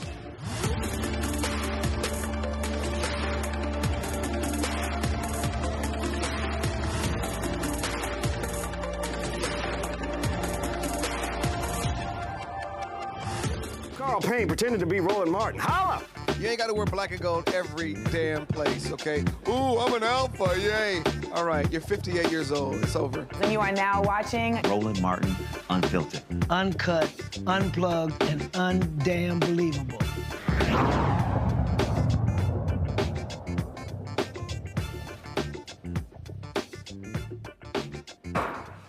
So I gain lots of pleasure looking at these MAGA people who are now whining and complaining when they get caught and trapped into Donald Trump's immigration web. Y'all saw the video of that Latina who just cried, oh my God, I can't believe this here, they're deporting all of our people. We told you. So Riley Gaines, the very weak swimmer, who has become a hero on the right regarding her fight against transgender athletes, even though she got her ass kicked by women. I mean, she wasn't that good. So her husband is British, and he's here legally. So she dropped this video whining about his paperwork and about how he might get deported. And also said that if her husband could have voted, he would have voted for Trump. You have to round and find it out, huh? Watch this. Just got another letter from Immigration Services. I've made a video about this before, but I'm a U.S. citizen, born and raised in Tennessee, went to college at University of Kentucky, met my husband there. He's an immigrant. He moved over to the U.S. for college on an athletic scholarship from England. We've been married almost 3 years now. We're coming up on 3 years. So you would think he is well on his way to achieving his citizenship, or at least having his green card, right? No, wrong. And why can't he get his green card? Because his medical records aren't complete. And what is missing from his medical record? The COVID vaccine. Like, it is the year 2025, and we are still requiring the COVID vaccine. You can see it right here. It's backwards. Disregard. Complete the COVID-19 vaccine. But this is what they do. This is what they do to people who do it the right way. I can't even tell you how much money, thousands of dollars, we have spent on the different forms and applications and immigration lawyers and all of the different things, all for everything to expire on their time anyways. And for all you people who say, oh, Riley, your husband's here illegally, he should be deported. Just so you don't understand immigration, he is very much here legally. There are other ways to obtain residency than a green card, like visas or advanced parole. Or those of you who say, this is what you get when you voted for Donald Trump. Obviously, my husband can't vote, but if he could, he would have voted for Donald Trump. Change is coming with the current administration, but he has to undo everything that the former administration has done to our immigration system, both legally and illegally. Oh, and when they campaigned on the tagline, my body, my choice, this is proof they never really meant that. Oh, so she's hurt their rules. Oh my God, what do we do, Mondale? There are rules. And so she's mad that there are rules. And so, you know, you have to have a COVID vaccine. I'm sorry, take your ass back to England. Listen, I don't think her still ass mad about the rules. She mad they apply to her. She's upset. She was cold. She was screaming out loud so many cold. I'm from Tennessee. I went to Kentucky. She said, I'm white. I'm white. Why are you doing this to me? I'm white. She thinks she's the only. She thinks the right way is if you came over here on a athletic scholarship. If you're no longer a college athlete, take your ass home.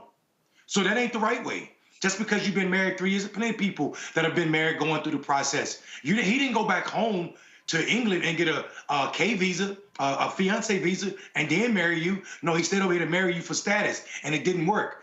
And seeing vaccines as a problem is not something that that just happened under this last administration. Anybody, except for this lady, seems to understand that there are plenty of medical things that you have to have done before you become an American citizen. So if Donald Trump is planning on removing COVID or all vaccines before you become American citizens, then we're still talking about how white people want it their way for them, but not for everybody.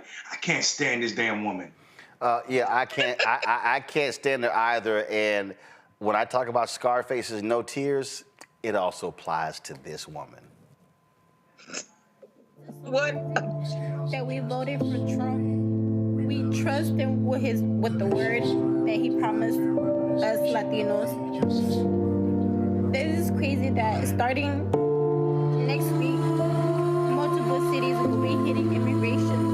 That is so crazy that multiple people are scared to go to work. When I work at, a lot of Latinos did not go to work, and that's crazy because we have a living too.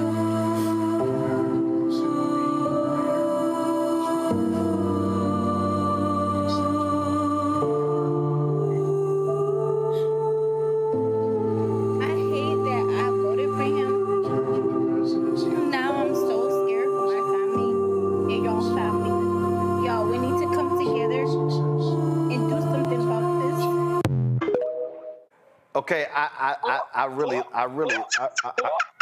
We gotta come together. Baby, why are we in it? Why are we in it? I really love how somebody put the music. Is there any music to this one? Yeah, it is. So I guess she put the music to it. I'm sorry. The tears. Joy, I really don't give a damn about. Sorry, I don't. I have no sympathy whatsoever for her. Like none. The only tears I have are tears of laughter. Listen, goodbye.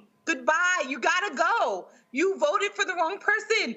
Maybe you and your friends and your family, whatever, like you voted against your family's interests. They ought to be mad at you.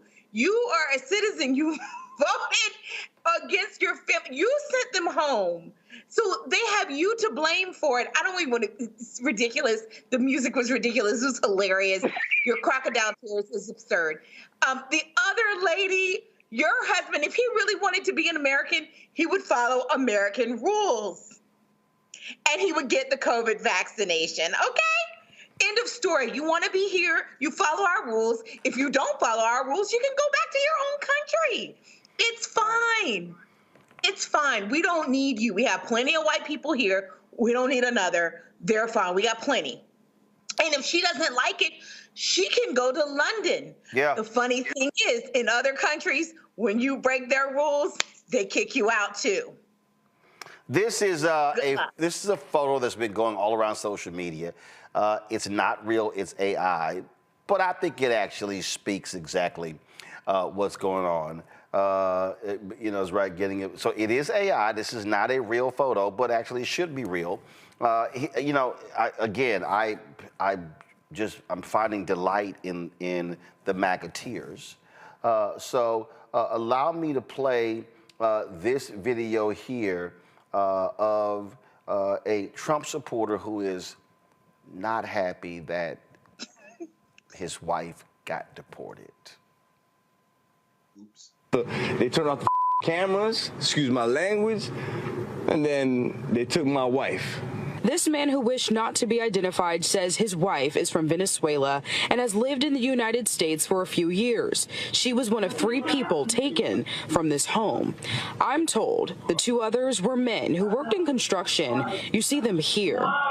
This video, only a minute and 52 seconds long, we do not see his wife being removed from the home. But this is a picture of her that he keeps in his wallet. Her name is Vianis Ramirez, and he says she was in the process of becoming a United States citizen. She already had a court date. She was good. Everything was good. He just came in and snatched her. These are pictures from the Department of Homeland Security detaining other undocumented men and women in Broward County. It's despicable what they're doing right now. It's very embarrassing. President Donald Trump arrived at his Trump National Golf Resort in Doral Saturday, set to host GOP leaders for a conference. This man hopes this message makes it to him.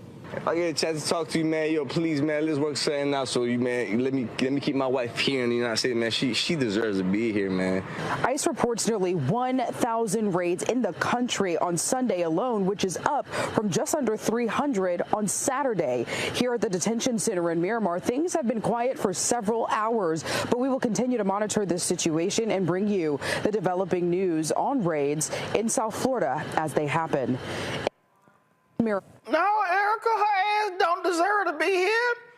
No, you sat your ass around. You didn't fill out no paperwork. And, oh, she had an appointment. Sorry, dog, you're late. If you want to get back with your wife, take your ass to Venezuela. Y'all can live together. See, again, all these dumbasses who voted for Trump, the Latinos who voted for Trump, who said, oh, no, the others are going to get deported. No, your ass on the list. Then you got these broke-ass white people in these red states who voted for Trump, and now they freezing their money and their benefits. They talking about cutting their SNAP benefits. Hey, I'm sorry. Don't come look at us. I'm telling you right now, every person who voted for Trump who's now whining about something that he did, all I'm saying is it's above me now. It's so above us, Roland. And the food stamp videos, the food stamp videos have been unhinged. But that is because they are the largest swath, meaning white people, as recipients of food stamps. I am giggling, and here's why. Because everything was well as long as what people saw was that this cruelty was pointed directly at Black people. When they actually are in their FAFO moment and seeing that, oh, no, it's coming for y'all first. It is very much so written into the vote that you cast. You voted to be deported. So now that they're actually in the moment where they're saying that, oh, Black people aren't the footstool of cruelty, that anybody can get it, basically, that is what the giggles are brought up for me. So, there is more of this to come, particularly as more cities are targeted, and it doesn't matter. Donald Trump don't care anything about your video, honey. He don't care about your wife. He does not care. This is going to continue. Dr. Phil is very much so enjoying this. He has a whole company of people who are invested in ensuring that people who are white understand that y'all people are leaving. If you are an illegal alien, which they're not referring to you as any other type of human class, that you are leaving the United States of America. So congratulations to everybody who voted to be deported. And for every tier video, just know that we did exactly what we said we were going to do. That is why we are the #1 and #2 demographic that voted for nice things in this country. And I'm talking about Black women and Black men. But you all thought that the cruelty was for us. But you don't understand, but you are seeing now that he is an equal opportunity dictator. And you are the first ones on the menu. Hey, it's a trip to me. I love this one here, too. Nancy Mace was sitting here talking about how she got, into the Citadel. I didn't fight like hell to become the first woman to graduate from the Citadel just for some man in a miniskirt. To take away that achievement, protecting women's accomplishments isn't a political talking point for me. It's personal. Well, that was funny because the right-wingers had to respond to her to remind her ass that, you got in because of DEI. Matt Walsh tweeted this: the girl boss feminism routine isn't just cringy, it also directly undermines our argument. The Citadel was a male-only space forced by law to admit females in the name of diversity and inclusion. That is the exact arguments trans-identifying males use to invade female spaces. Nancy Mace was literally a beneficiary of a DEI program. It's a ridiculous and tone-deaf thing to brag about in this moment. See, they love running their mouths and they get busted, Joy. They absolutely do. As we've said many times, white women are the greatest beneficiaries of DEI, and we are proud of Nancy Mace. She was a merit-based person, even if she was in there as a part of a diversity, equity, and inclusion program. We're not going to buy into that language, but the point that they are making is core. Nah, hell no. Nah. Her ass. Nah, hell no. Nah. Trifling ass got in because of DEI, so don't be sitting here trying to complain. That's like Clarence Thomas whining about affirmative action, but his ass got in for it. I ain't trying to hear that. So all these white tears, and I ain't talking about. Listen. I'm calling all of them out. Damn, all of them. I am too. I'm with you. We're calling them out. It is important to call them out. I'm right with you. She is being called out for things that are just as hypocritical. Nobody likes that. And that's the same thing with all of these people who voted. They voted against the interests of their family members. They knew there's no way you could have believed that Donald Trump was not going to deport people.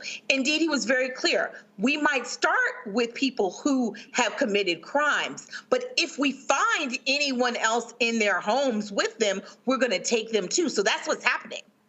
A lot of folks who are just sitting side by side with someone are being taken as well. This is what's happening when they go in. If they try to get into your school, thank goodness for those teachers who are blocking the doors. But if they get into your school and they come for one student and they discover other students, they will take them in as well.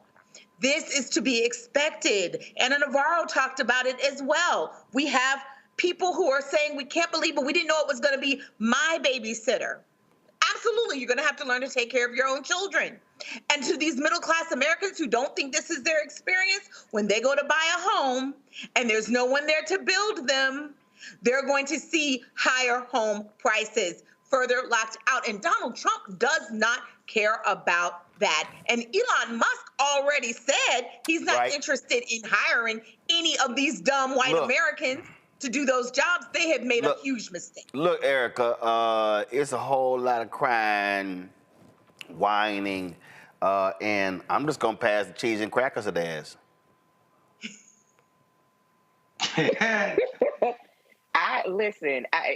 Honestly, these people voted to be deported. These people voted against, and I don't even want to say their own interests. They really voted with the thought that this was a direct attack against Black Americans, which it absolutely is in many respects.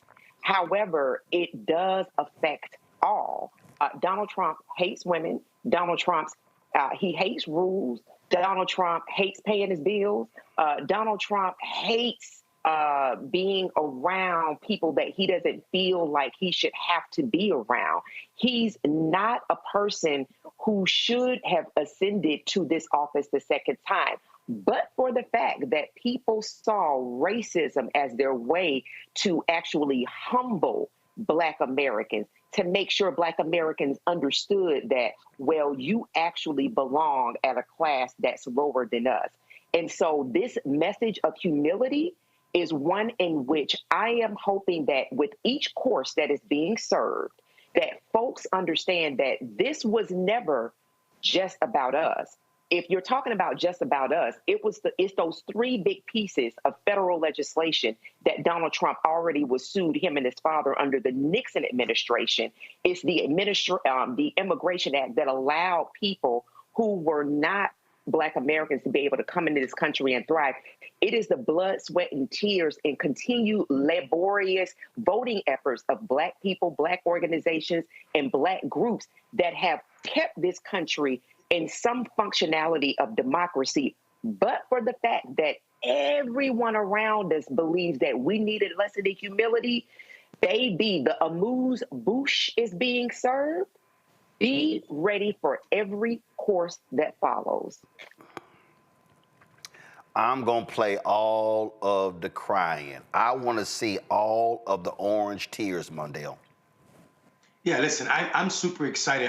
The second video that the lady said Trump need to give them what they promised. He is. He calls y'all criminals. He called you rapists. He called y'all members of the cartel. I don't know what Trump she was listening to. This man was talking about making another country build a wall. This man was talking about everybody from all of our southern neighbors being criminal elements. So this idea that you was going to get something different is that because you identify as white, you thought you had assimilated. And by you mean everybody that looked like you, everybody that you cared about. At the expense of black people is what you thought you were voting. You thought you were voting at the expense of black people. And I want to add something to what Erica said, because she said something that's powerful. People voted for Trump because of racism and because they thought black people were the footstool. And they also voted against a black woman because she was a black woman for no other reason. So I think what we're seeing right now is a good couple, your ass gonna love it. What my grandma used to tell me all the time. Hard head make a soft ass, and I'm here for it. Absolutely. I was just going to say one thing. Real quick, because I got to go to a break, because I got my next guest in the studio. Sorrows, prayers. That's all I have to say. Sorrows, prayers. All right, folks, when we come back, black leadership, when it comes to responding to the thug in chief, where are they? Well, what is also needed in this moment when we see a complete focus to eradicate civil rights? I'll talk with labor activist Tiffany Lofin about that next, right here on Roland Martin Unfiltered on the Black Star Network. Support the work that we do. Join our Breeding Funk fan club. Be sure to, you want to use Cash App, you can use the Stripe app, use the QR code that's right here. If you want to contribute to us via Cash App, if you're listening, go to blackstarnetwork.com for the QR code. Also, send your check and money over to P.O. Box 57196, Washington, D.C., 20037-0196. PayPal is R Martin Unfiltered. Venmo is RM Unfiltered. Zelle, Roland at RolandSMartin.com, Roland at RolandMartinUnfiltered.com. Download the Black Star Network app, Apple phone, Android phone, Apple TV, Android TV, Roku, Amazon Fire TV, Xbox One, Samsung Smart TV. Be sure to get your merchandise. Get that shirt. Don't blame me. I voted for the black woman. And hashtag we tried to tell you, FAFO 2025. Go to RolandMartin.creator-spring.com or go to RolandMartinUnfiltered.com or the BlackStarNetwork.com. Back in a moment. Next on the Black Table with me, Greg Carr. There's a lot of talk about the inevitability of another civil war in this country. But on our next show, we'll talk to a noted author and scholar who says we're actually in the middle of one right now. In fact, Steve Phillips says the first one that started back in 1861, well, it never ended. People carrying the Confederate flag, wearing sweatshirts saying MAGA Civil War, January 6, 2021, stormed the U.S. Capitol, hunted down the country's elected officials, built a gallows for the Vice President of the United States, and to block the peaceful transfer of power within this country. On the next Black Table, here on the Black Star Network.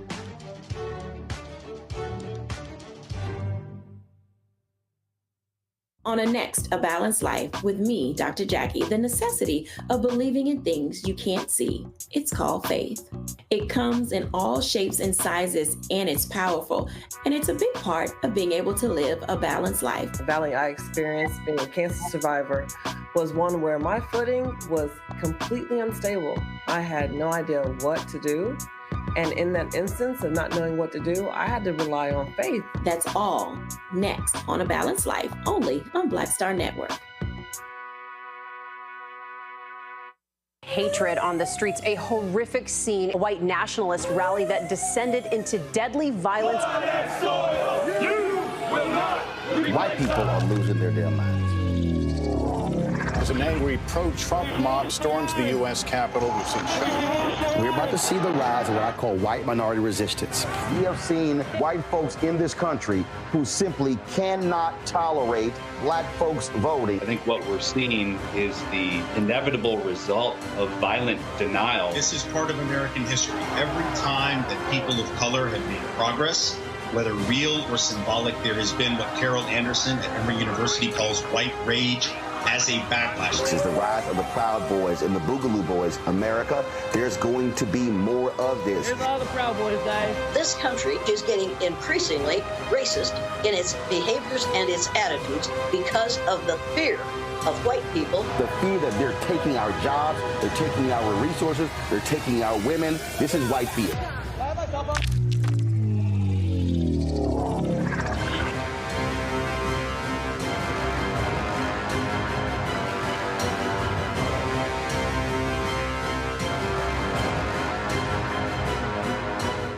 What's good, y'all? This is Doug E. Fresh, and you're watching my brother Roland Martin Unfiltered as we go a little something like this. Hit it.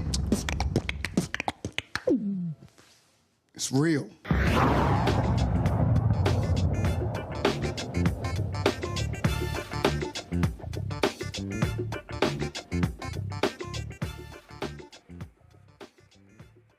Hold on.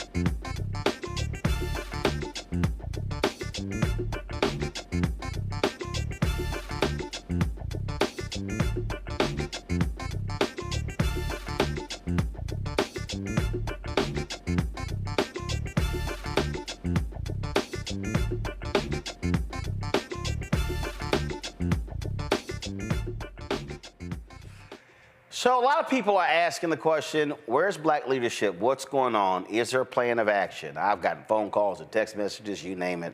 Folks have been saying, you know, how do we respond in these times, these crazy executive orders, the attacks on DEI, what's going to happen with HBCUs, what's going on? A radio host, Frank Ski, was asking the same thing. He dropped a video yesterday that got lots of folks talking. Frank was a little hot, and so this is his video he posted on Instagram.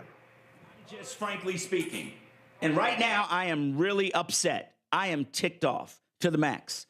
Somebody may need to walk me off this ledge because I'm about to say some things right now. And if you agree with me, tell me. If you don't, tell me. If you agree, send this out to your friends. But I got a question right now. Black leadership, whoever that might be, I don't even know. I don't even know what black leadership is now. Who's the leader in the black community? What organizations? Because I have not seen your plan to combat what is going on. Has anybody seen that plan? I follow some really smart people. I love D.L. Hughley, my guy. I love Roland Martin. Roland Martin is talking some good stuff right now. I look at Al Sharpton and what you're doing, and I saw, Al, you said, you know what, 90 days, we're going to come up with a plan to, you know, boycott and whatever. What about 90 days ago? What about after the election? Where was the plan? We knew they did not want DEI. We knew it. We knew the programs were going to be dismantled. Why didn't we have a plan then? Why are we reacting now? Why are we playing defense now? They've been playing offense for 4 years. Project 2025 was written in 2022. We knew what it said. We had it. the presidential transition. And guess what? Donald Trump is following it to the T. He said he didn't know what it was. Did you believe him? I sure didn't. He knew what it was. He knew what they were going to do. He put the right people in the Supreme Court to make sure his things got done, and executive orders are flying off the desk. Pew, pew, pew. You know what? His people believed him. He pointed at a group of people and said, this is your problem, and I'm going to take them out of here. And that's exactly what he's doing. And guess what? The way he's doing it is nothing new. Hitler did it in Germany. Other dictators have done it before. They're following the same playbook. But guess what? We knew this was coming. We knew it.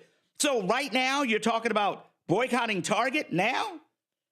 Target may not even have wanted to have a DEI program. All they did, all these companies put in DEI programs because America was protesting back in 2020 during the George Floyd riots and all that stuff that was going on. So all these companies was like, oh, we're going to put in DEI so you still like us. We knew they didn't want to do it. A lot of people benefited from it. I get it. But where is black leadership showing us our black power? Okay? This is not the civil rights era. I understand. Okay, back when Martin Luther King Jr. had the Montgomery bus boycott, black people didn't ride the buses. They walked everywhere. Are we that people today? Are we really that people today? You know what? I don't know. I think if you say, okay, we're going to boycott Target, I'm going to walk in Target and see half the people in there still black. I don't know. I'm upset because I'm ready to get into it. I'm ready. What do I need to do? Okay, I got one voice. What I need to do. What do we need to do? Donald Trump said it, and he did it, and he's doing it. And he's putting in unqualified people that will follow him to the T. And guess what? They are politically funded. They got the judges. They got everything. Democrats, where's your plan? Where's your plan? I need to know right now. Democratic Party, where is your plan? Black leadership, what's the plan? I'm not talking about just boycotting Target. What is the plan? What are we going to do? Somebody help me. I just need to know. If you agree with me, tell me. If you don't, tell me. If you do, send this out to all your friends. I'm Frank Ski, and I'm frankly speaking. All right, folks, joining us right now is a labor activist, Tiffany Lofin. Cowgirl. She saw my hat over there, so she's trying to get her Van Lathan on. Shout out to Van Lathan. Shout out to my brother Van Lathan. And Van all of a sudden start wearing the cowboy. I'm like, why is he doing that? He's from Louisiana. I don't know. What is he doing? Baton Rouge. His family lived for a time in Houston. But he ain't no cowboy in L.A. though. Well, I know. I don't know. Love you, Van. I have no idea. So Frank was hot. I saw that. And I've heard that sentiment from a lot of people that they are disappointed. I've had people, used to be the NAACP National Youth Director. I've had people saying, where in the hell is the NAACP? Other than issuing statements and asking for donations. I've heard that. Yep. I've heard people saying, yo, where's the National Urban League? Yep. You saw him challenge West River to Sharpton. And he says, like, matter of fact, people were like ripping Congressman Hakeem Jeffries for his, the Lord is in control. Now everybody, we all love the Lord. They're like, that's the best you can do. So, what happened to faith without works? What are you hearing? What has been the conversation that you've been hearing among folks in the activist space? Let me say a few things. One, I've heard from people inside the NAACP call me and ask me for advice about what the NAACP should be doing in this moment, because all they are doing is passing statements. I want to, I'm nice, so I want to give grace to what's happening right now. There are people who are pissed off and upset, and there are people who are tired and frustrated and angry and who have given up. And I think that if we pay attention to both of those groups of black folks, then we have to give space to, some people don't know what to do in this moment. And I would argue that— But that's the form of leadership. Some people don't know what to do in this moment. They have not surrounded themselves with people who have ideas on what to do because they don't trust other people what to do. And frankly, a lot of people are scared. They think that if they stick their neck out there and fight back on DEI, if they protest and say what they're going to do against Donald Trump, that he's coming for them next, and they actually are. You know, I'm a labor union organizer right now. I'm helping to organize 28,000 flight attendants at Delta Airlines. They're fighting to get their contract in their union. And what he just did to the National Labor Relations Board, we're like holding our breath. Right. What are you going to do with the National Railroad Labor Act? And what you going to do with the National Mediation Board? What's going to happen? So there is fear that's happening right now, and trying to move people out of that to ask them what they're going to do is really important. But I've been hearing from activists and organizers, and even like regular folks on my social media and my DMs, of what are we going to do in this moment, that people need to figure out a plan. They don't want to do it publicly on social media. They want to be a part of organizations that can help them figure it out. And I don't know if I can say this on TV. I don't know if I'm going to get in trouble for this.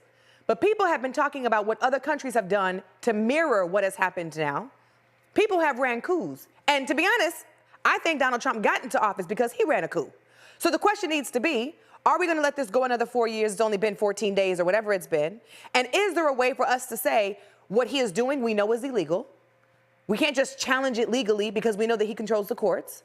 He's doing things that are not in his job description. Not completely. Not completely, but mostly. Yeah. So, follow me. There are conservative judges, but there also are conservative judges. Yep. That we'll hold them accountable. Like that Reagan-appointed judge who ripped the Department of Justice for I forgot what the case was, but he was like, "Are y'all really that dumb?" Right. I mean, he just totally ripped them to shreds. And I said, hopefully you have those type of judges still exist. But go ahead. Hopefully. But we know where the Supreme Court sits and some other places. He's been playing chess for a long time. I mean, it was said in the video. Project 2025 was written in 2022, and he's been moving on those pieces. But that's the thing I think. And we have not. The reason I think what people need to understand, and I get the trepidation, I get people who say, I'm tired. The reason I can't accept that is because, thank God, previous generations didn't check out. Thank God. Thank goodness. Thank God. Okay. Thank God. But people deserve a break.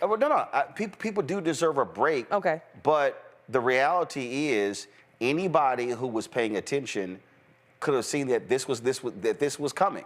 That this could happen. We talked about it here on the show. Right. And so that's why I'm like, people kind of like shocked and stunned. I'm like, what the hell are y'all talking about? Yeah. But the thing here is that what people need to understand, the mistake that people are making, they're making this about Trump. Trump is the conduit. Yes. He was always the Trojan horse.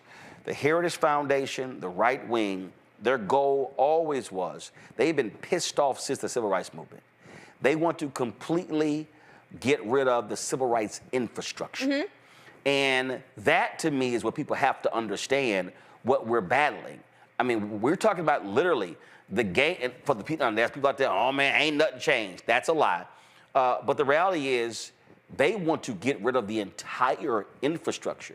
So this is not a moment for leadership to be checking out. This is the moment where people are saying, who can I listen to? Who can I follow? They're looking for leadership. Yeah, they're looking for it. And they're looking for the opposite of Donald Trump, right? Like, who is going to push? Oftentimes, people will say we need to save and restore what we had. And people are looking for somebody who's going to say, what more are we going to do to rebuild, protect, and advance the stuff that Black people and people of color have been going through? So I agree 100%. You know, I think what's interesting about this moment is, why have people not stepped up? And can we, this is my question, can we challenge people to step up respectfully and call them in without destroying our own stuff? I mean, I don't want to put out people's information and details, but Color of Change is gone. Rashad Robinson had to step down at the end of last year. Yep. So if we talk about who the other people are right now, how do we call them in so that they can? And you and I have been pushing some of these people. Well, I think that it's interesting because in one of our text chains, I posted Frank's video. Yeah.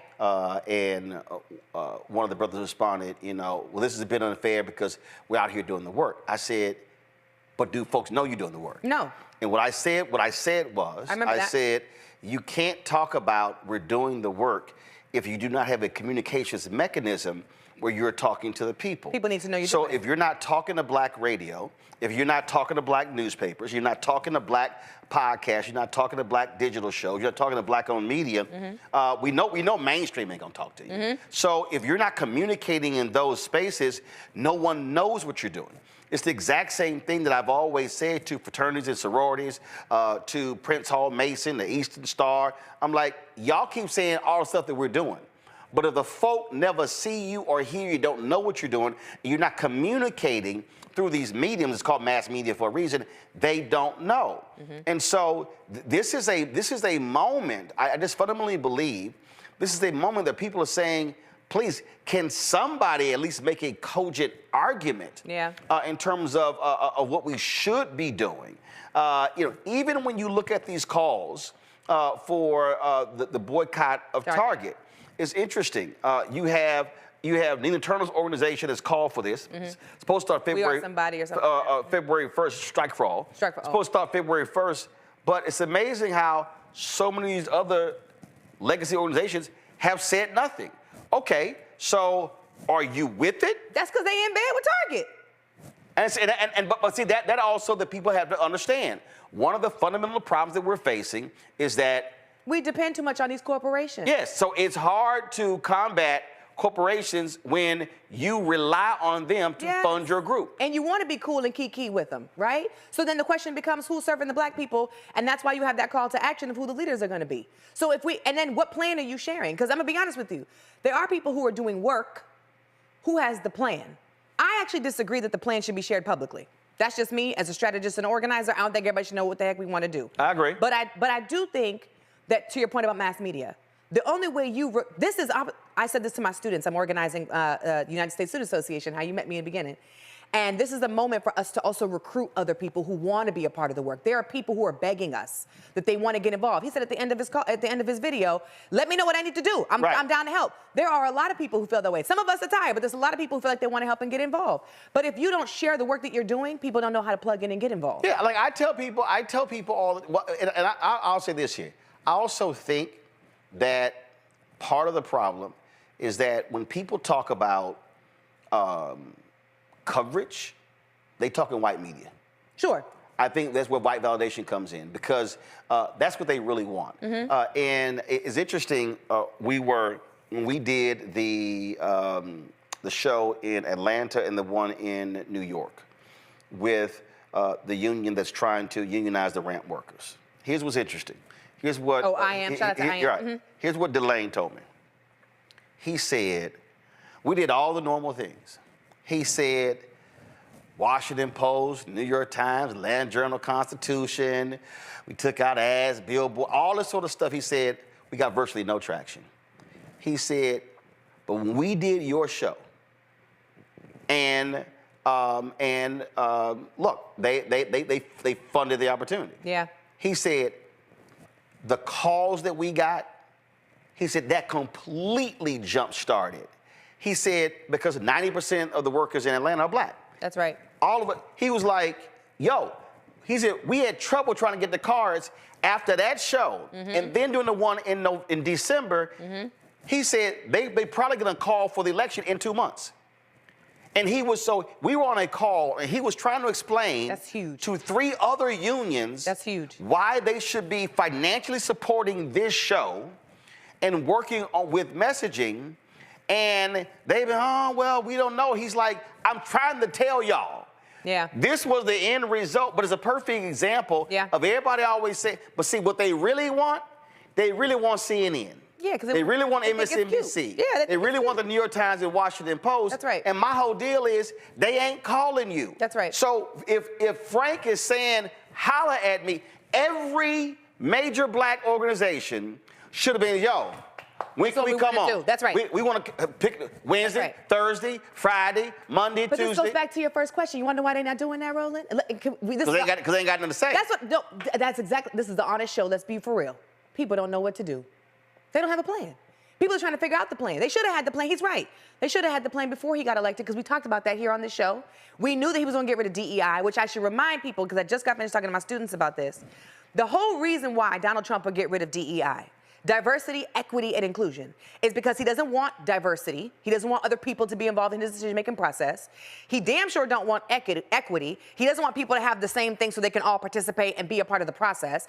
And he doesn't want diversity, equity, inclusion. He doesn't want inclusion because he doesn't want people to be a part of the decision-making process. He wants to be the only one making decisions. And if you're not a billionaire, trillionaire, or you can be a part of his strategy to make sure that we are as white as possible, he doesn't even want you to sit at the table with him. So, I just got finished doing a training training, Roland, for SEIU. Shout out to April Jarrett, who just became the new president of SEIU. And they have now merged with the AFL-CIO, and they have this national call to get to 30% union density across the country in the next couple of years. That is the plan. The plan is we need more workers to be a part of unions. We need more workers to organize and bargain for their contracts. We need more workers to partner with the community members. And Roland, between you and I, because we're in a bunch of group chats together, our people, black folks, black civil rights leaders, black leaders, whoever they are, because I also got to, if we're going to be real honest, I got a question about who our leaders are and how we define them. But the question then becomes, are those people working together to create a plan? And if so, where are they gathering and how is that happening? I think we've been so siloed because people have different folks that they're sleeping in bed with, like a Target or like a Twitter or like an Instagram or like a Donald Trump, or whatever it might be, that they're not coming together to make that plan and work together, and we need to do that. So when we talk about, again, what frustrates me, and so last week there was a demand diversity roundtable. I saw that. Okay. Yeah. I didn't even know. Yeah, I saw it after. I didn't even know what was happening. Right, I didn't even know it was called. Yeah. And this is what here's what frustrates me. Mm-hmm. Folk who were in so y'all, if you go to my iPad, it's streaming. So the National Urban League had streamed it, and what frustrates me is who's on there? At least half of the people. Not at least half. Every black person in this round table. Every black person in this round table got my number. I about to say, you know them. Everyone. Not my email, they got my cell phone. Nobody talked about that they were doing this. That thing was last week. It's gotten 5,000 views on the Urban League's page. I think TV One restreamed it. It got 0 views. But what ticks me off is, okay, so how did these folks come together to do a round table? First of all, you just don't throw that together. No. I'm like, who did y'all tell? Mm-hmm. So what was the communication strategy? Mm-hmm. Who do you share it with? And that's what drives me crazy. So this actually happened, and so folks are sitting around, and literally nobody said a word. I didn't know until after it happened. So days later. So my deal is, how do you have this big diversity roundtable, and you don't even talk to black-owned media? Isn't that wild? In the middle of people asking for a plan and talking about DEI disappearing, you want to have a thing, you don't tell nobody. This is what I think Frank is talking about, and what drives me crazy. And again, every black person sitting at that table got my number. And this is not just about, this ain't about kissing up to me. Ain't nobody covering black news every day. Yeah. And I'm like, so having a round table that nobody knows about, to me, is a tree falling in the forest. Ain't nobody heard it. Ain't anybody heard it. Ain't nobody even know what happened. My mama used to say all the time, if it's not written down and they didn't hear about it, it didn't happen. And didn't nobody know this happened because we didn't see it. I found out days afterwards on social media because somebody else posted and shared it. And I don't know what came out of the round table. That's my hope. Oh, okay, we're on the same page about that. That's my whole point. Because I thought you knew what came out of it. No, I don't. Came out of it? Oh.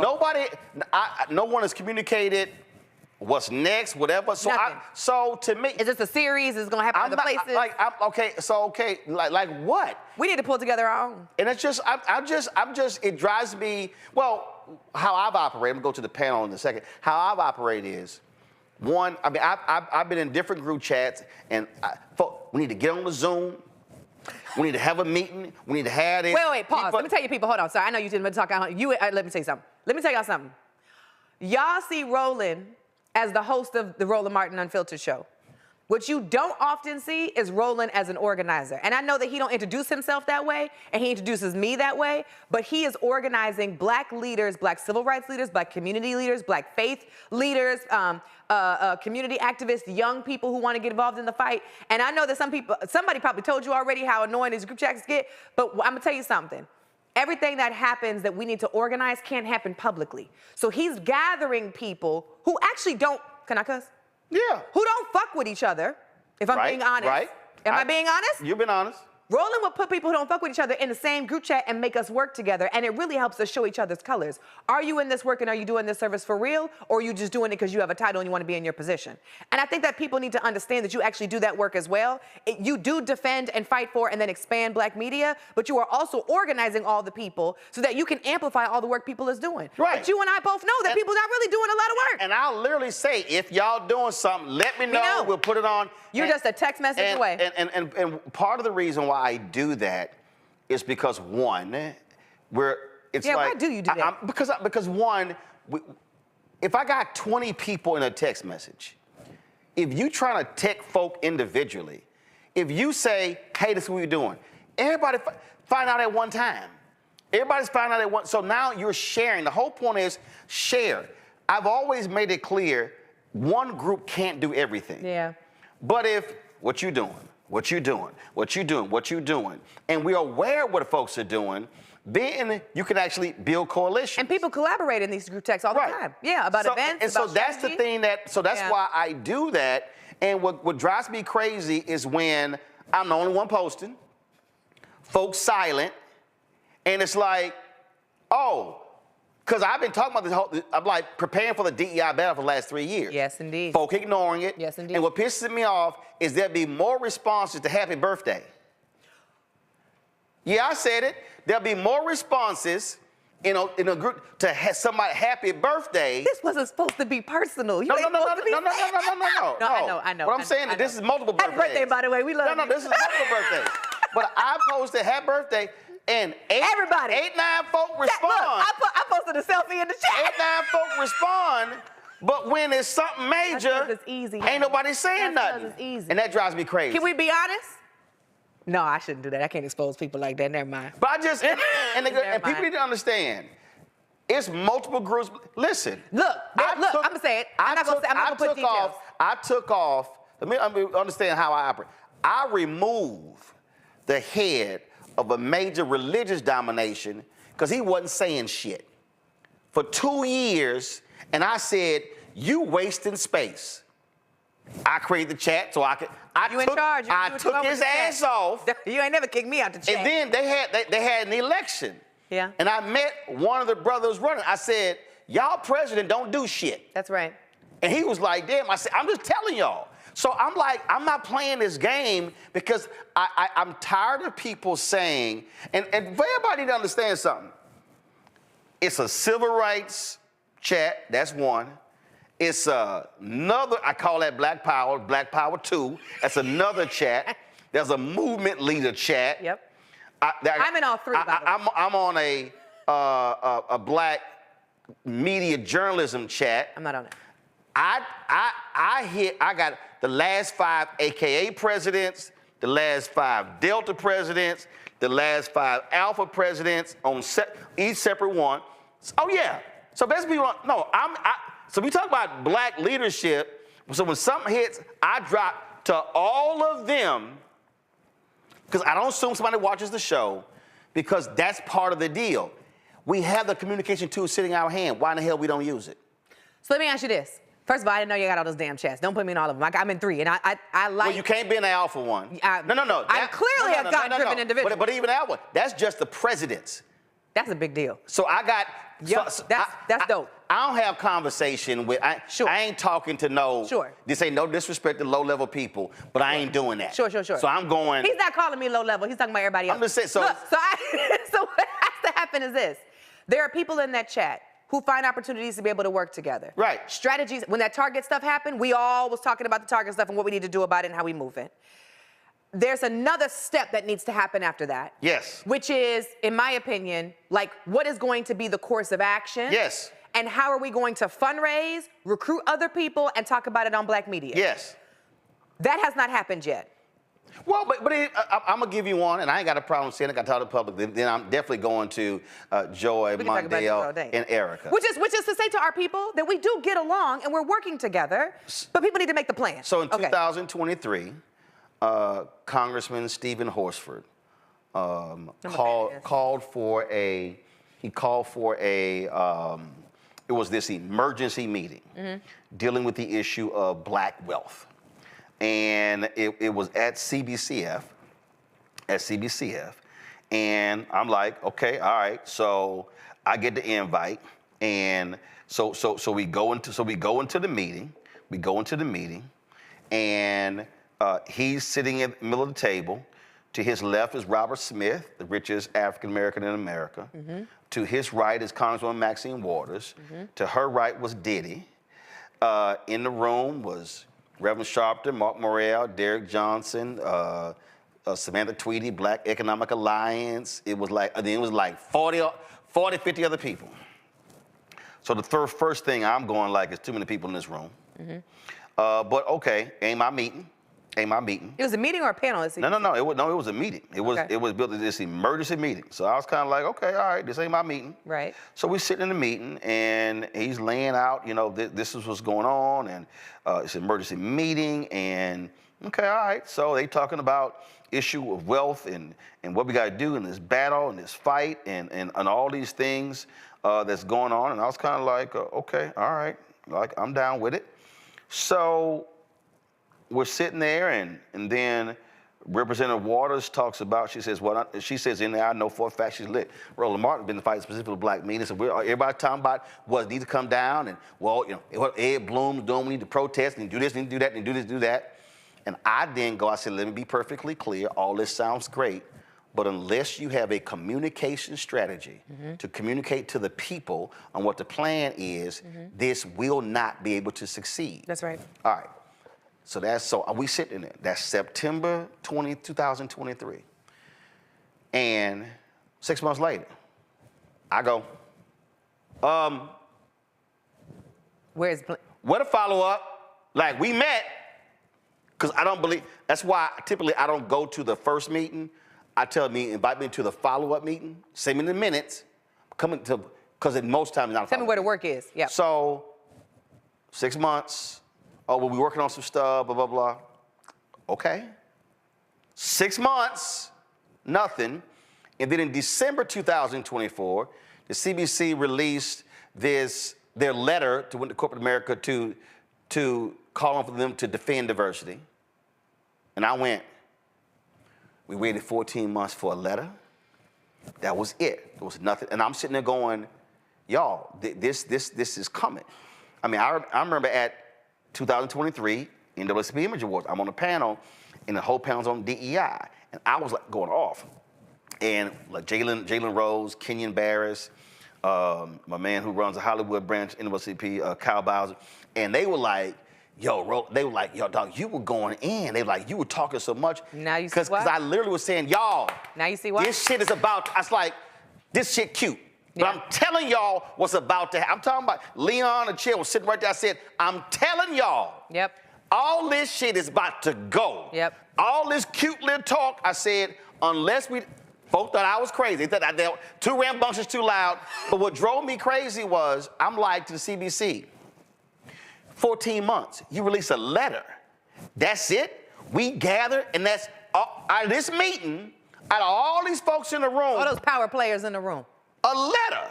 And I'm sitting here like, that's bullshit, and why I can't stand those meetings. And that's why the public's like, yo, man, y'all ain't doing nothing, because we gathered for a meeting, and all that came out of a meeting was a letter. And I think that's where people are struggling right now, because companies were pulling DEI last year. This was coming. So now all of a sudden, because of what Target did, hell, Walmart did it. Amazon did it. What was the reaction? Yeah. Look, I'm going to go ahead and say it, and I'm going to Before you go to them, I got one more thing to say. I'm going to Mondale first. Oh, okay. I literally Mondale. hit the CBC when Amazon made their decision. Yeah. I sent a text message, I don't care, to 10 CBC members and said, the title sponsor of your Congressional Black Caucus Foundation annual legislative conference just pulled DEI. Are y'all gonna say anything? And what'd they say? Nobody responded to the text. Oh, okay, great. That's not an emergency then. Wonderful. And I'm like, your title sponsor. And when is CBC coming up in September? I said, we clock them. They your title sponsor. This is what the kids are doing. We clock them. They your title sponsor because they wanted they black stamp of approval. Yeah. Y'all gonna say something? Yeah, we clocking CBC. Nothing was said. Your point, then we're going to Mondale. Go. Go ahead, Mondale. I'm sorry, I've been talking a lot. I won't forget. Mondale, go. What's up, Tiff? What's up, Roland? Thank you. Listen, let's be clear, guys. If you ask the majority of black people, black voters right now, they will tell you that there are no black leaders, especially as we're talking about black men, millennials, and the generation behind them. If you ask them, they would say that they don't have any black leaders. They think themselves to be them leaders, and they're not following anybody that's not in their trusted messenger space. They're not taking their word for anything. So I think the disconnect is beyond just not having a communication plan, which is extremely important, and also the fact that people were complaining. We saw this, Roland, we talked about this several times, how people were complaining that you got a bag, but they ain't had nothing to say about CNN and everybody else getting paid for media. So hold up. They didn't say nothing. BT got $10 million. And that money went to Sherry Redstone. So Negroes complaining about how I got $350,000 advertising, which it should have been $3 million, but BT got $10 million. See, and this is the stupid part that people who were whining and complaining. I'm gonna let you finish, but I need to understand something. They were bitching and moaning about that, but they didn't say nothing. The fact that the campaign spent $600 million. $600 million. And how much went to black media? See, also, for all the Negroes who were complaining, what they didn't realize, I was standing alone kicking the campaign's ass in September 2023. Black media, black media, black media. And there were some Negroes in black media who rolled up on me at the Democratic National Convention trying to say, we hear you the man. And I'm like, where y'all been for 7 months? And so it amazes me when Negroes complain that we got advertising money because we actually have advertising, but they ain't say shit about the white companies, Sinclair, Liberty, Comcast, Time Warner, Warner Discovery, Fox News, Disney with ABC, we can CBS, the millions they got. But go ahead. Yeah, I mean, I think what happens, that's the first part. The second part is we have to be honest. We have to disconnect ourselves from the political calendar and ensure that if we're trying to reach voters who don't see themselves in the political space, meaning they don't follow political news, they're not political junkies, and they're disconnected because life is lifing. If these people are working for minimum wage, which they shouldn't be, if these people are working 3 or 4 jobs, which they shouldn't be, then we can't expect them to have enough time to understand what's going on politically in this country, and especially if you got to add that they're black to that. So I think what we need to do as black people, people who call ourselves black leaders, we need to make sure that our organizations or organizations we have reach to are engaging these people right now to talk about 2026 election. For me, I feel like the shortness of the Democratic Party not even 2026. They're elected in 2025. Yeah. Yeah, of course. I mean, Virginia, Kentucky, some of those states have gubernatorial, New Jersey, gubernatorial elections and statewide elections. But all the municipal elections, even me as a mayor right now, there's an election right now for this seat. But I think people forget that in order to be able to influence someone beyond what the world believes that a famous black man can tell black men how to vote. That ain't gonna work. You have to have the trust of those people. And meaning you've done something, you've been there without an ask. You are trying to move their lives beyond survival to the point they can enjoy and exist. So I think we as black men at Black Men Voter Project, this is why we don't talk to college educated brothers. This is why we don't have work for brothers who are already super voters.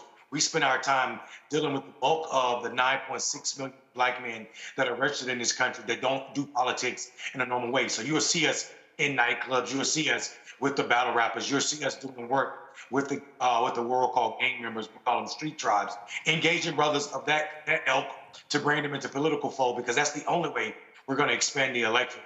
I'm going to go to Erica here. Erica, before I do that, I hate when people say stupid stuff they don't think I read. So Wisdom said, Roland needs to stop the N-words too. That's embarrassing. I don't use the N-word. You said Negro. I don't use it. You didn't use it? I do not use it. So don't you ever say some bullshit like that again. Also, Tabitha said, you need to be talking about reparations. Tabitha, let me help you out. Oh my God. Who gonna give you reparations? House, Senate, President? Can you name, do you know who controls the House, Senate, and the presidency? Republicans. Can you name me one Republican in the House that actually supports reparations. You need 218 votes. I need you to name me one. Then you need to find 217 more. Then tell me the 60 senators that actually going to support it. And then tell me if Trump support it. So while you sitting and talking about we need reparations, how in the hell are you going to get it when the party that's in power right now is absolutely against it, and they took away DEI, they're targeting critical race theory, and you actually think reparations is going to be on their agenda? Oh, by the way, if you're talking about supporting reparations, you probably need to find out if the people in power actually support it. The answer's no. I do trainings on power mapping if you'd like to come. That might be helpful. Erica, go ahead. Oh my gosh, very helpful. Yeah, very good to see you again, Tiffany Lofin. And so one of the things that I'm thinking about, because in the years that this show has been airing on TV One and now on Roland's platform, the question always comes back to, will the real leader stand up?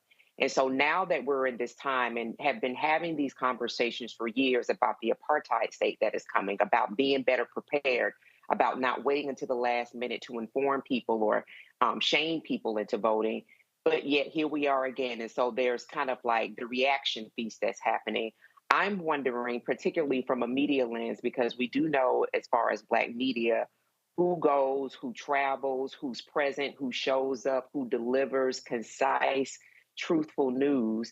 I'm wondering, is this really the time now to actually, and I don't want to say put on blast, but actually say out loud, who has a plan? Show up with your plan.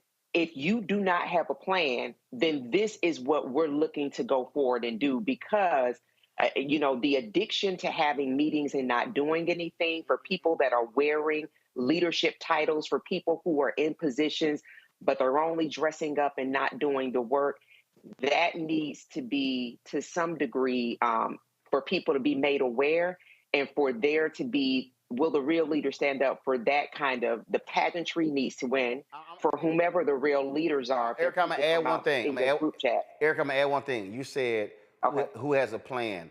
But I need to add a second thing. Who's also doing the work? That's what I was going to say. Because there's, I know. Because there's. Hold on, don't say it. I'm going to say it. Go ahead, Erica, finish. Wait, I'm going to say it. Go ahead. Well, and want to hear all of it. Who has the plan and who's executing the plan, and then have those people speak out to what we will do, because the pageantry days are over. Yep. That is no longer. We're operating under a regime who, as we've said for years, Tiffany, Steve Bannon said it very loud, and this has been 6 decades plus in the making. We are here to deconstruct the administrative state. Yep. That is now what we're seeing right now. So the days of pageantry are over. Mm-hmm. Congratulations for what you have been in the position to do. But is this now a moment to take a very strong infrastructure, which is Roland Martin Unfiltered, and then perhaps, I don't know, take a week and do a marathon? Will the real leader stand up? This is the strategy. This is the plan. I'm just kind of like spitballing here, but is this now the time to do that? Yes, 100%. And I'm so glad, first of all, I agree with what both of you all said. Will the real leader stand up is such an important phrase to use, because it helps identify who's doing the work, as Roland said. But let me do the division for us now. Also, I didn't realize how big this hat was on my head, and you didn't tell me I looked this goofy. Okay, so I just saw myself on the camera. Okay, let me say this. Here's my hat. My damn hat. I said it looked big on me. Don't me hate. Your head is bigger than mine. You ain't got that swagger. I don't have a head that big. You ain't got that swagger. Look, this is what I'm gonna say. We have a criteria already, all of us in the Black community and then some. This is the criteria. You are not a leader because you have a title. You are not a leader because you write a letter. You are not a leader because you have the biggest march. You're not a leader because you are friends with corporations and Elon Musk and fundraise the most amount of money. Clearly, those things have not proven that folks can be successful in advancing the work and reducing harm and violence in our communities. What people got, I'm looking at my phone because I wrote the notes down. I didn't want to interrupt y'all and forget what I was going to say. I agree 100% about midterms as a timeline. I also think that people need to stop just building programs and build real power. Yep. And the only way you do that is not through marches or letters, because Trump does not care. The same way the question was asked on the YouTube about reparations, which is, I think, such a tone-deaf question to ask in this moment. If we are considering how much we have lost in the last few days, then reparations is not going to be on anybody's priority list. We got to figure out how we protect our people in the community and in the field. In Los Angeles, my home city, had the fires. We got to protect the 48,000 people who are unhoused and homeless in Los Angeles. We have other bigger fish to fry, as my auntie might say. He does not care about letters. Donald Trump does not care about letters. He does not care about marches. We need to build real power, and this is what that looks like. My question for the leaders who need to stand up is who actually has a strong field organizing program? What organization has a department with a strong organizing director, a strong field program, field organizers across the country, presidents and leaders and activists who are part of an organization? If Roland right now needs to go to Omaha, Nebraska, can he call on these different organizations to say, bring your people out? No. If I go to Tallahassee, Florida, because I'm organizing the Rattlers at FAMU, can I call these other organizations to come and turn people out very quickly? If I go to Omaha, Nebraska, I'm calling the pastor of Salem Baptist Church. Also, I'm going to Omaha, Nebraska on the 1st of March. I'm just speaking there for the women who are supporting reproductive justice and rights. So y'all should turn out to that event on March 1st. I'll get the deadlines posted to my social media later. So I need people also to understand, and I'm going to go to you, Joy, that we're talking about work. We're talking about follow-up. We're talking about follow-through. I'm talking about leadership development. Right, absolutely. But also putting your money where your mouth is. That's right. And so I've seen there were 3 individuals in the past week who I've seen commenting a lot on social media. We need to be supporting Black institutions. We got to have our own media, building our own ecosystem. And so I called Keenan and I said, Keenan, can you run their names to see if they are among the 35,000 donors to the Black Star Network? Nope. Each person, nope.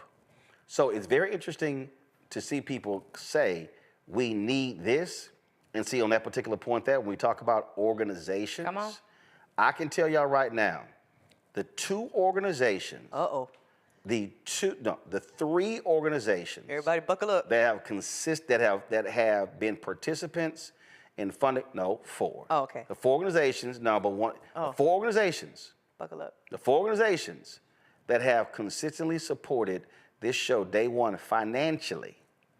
Black Voters Matter. Come on, Latasha and Cliff and April. Reverend Barbara and Repairs of the Breach. Let's go. Melanie Campbell's National Coalition of Black Civic Participation. Happy birthday, Melanie. And John Hope Brown's Operation Hope. I don't know who it is. Those are 4. Now, Urban League has done something with us for 2 years. Nothing in the last 6 years from the NAACP. And I'm saying all of that because, and I can start naming other groups, but I named y'all the 4, okay? That's it. So when people are also talking about how we need to be supporting and building institutions, remember when Dr. King gave that speech April 3rd, 1968, and when he said we need to be putting our money in Black banks, he said we, SCLC, opened a bank account and he named the bank in Memphis. Come on. When Black leaders come in front of you talking about what we need to do, our response should be, are you doing what you say what we need to do, so then you lead by action? Joy. Let me just say, I love so much about this conversation. This has been fantastic. One of the best I've seen on any kind of production. I have worked with all of the groups you've talked with. I'm an alumnus of the Urban League, and Melanie's a client. Happy birthday, sis. We love you. Let me tell you that everything you are saying is right. They are doing the work, but nobody knows about it because our comm shop is not what it needs to be. We have got to improve that. And not just Black groups, Democrats in general. When I look at how often Donald Trump has been on TV this week, peddling his lies, his shameful things that he's been doing, the evil things that he's been doing, but he's been on TV and everyone knows he's been doing them. We do not do that, those of us who are on the progressive end of things, and it is malpractice. But while we're in the spirit of calling people in, and I would say even calling people out, we have to talk about calling out philanthropy. and in particular, white philanthropy that supports these organizations. I can tell you specifically that many of the times when it comes to our civil rights groups, they say, well, we don't support you because you get money from corporations, so we think you don't need the money. So then you respond to them and say, corporations do not support the activism end of our work. The work that would actually go towards the things you claim are your priorities.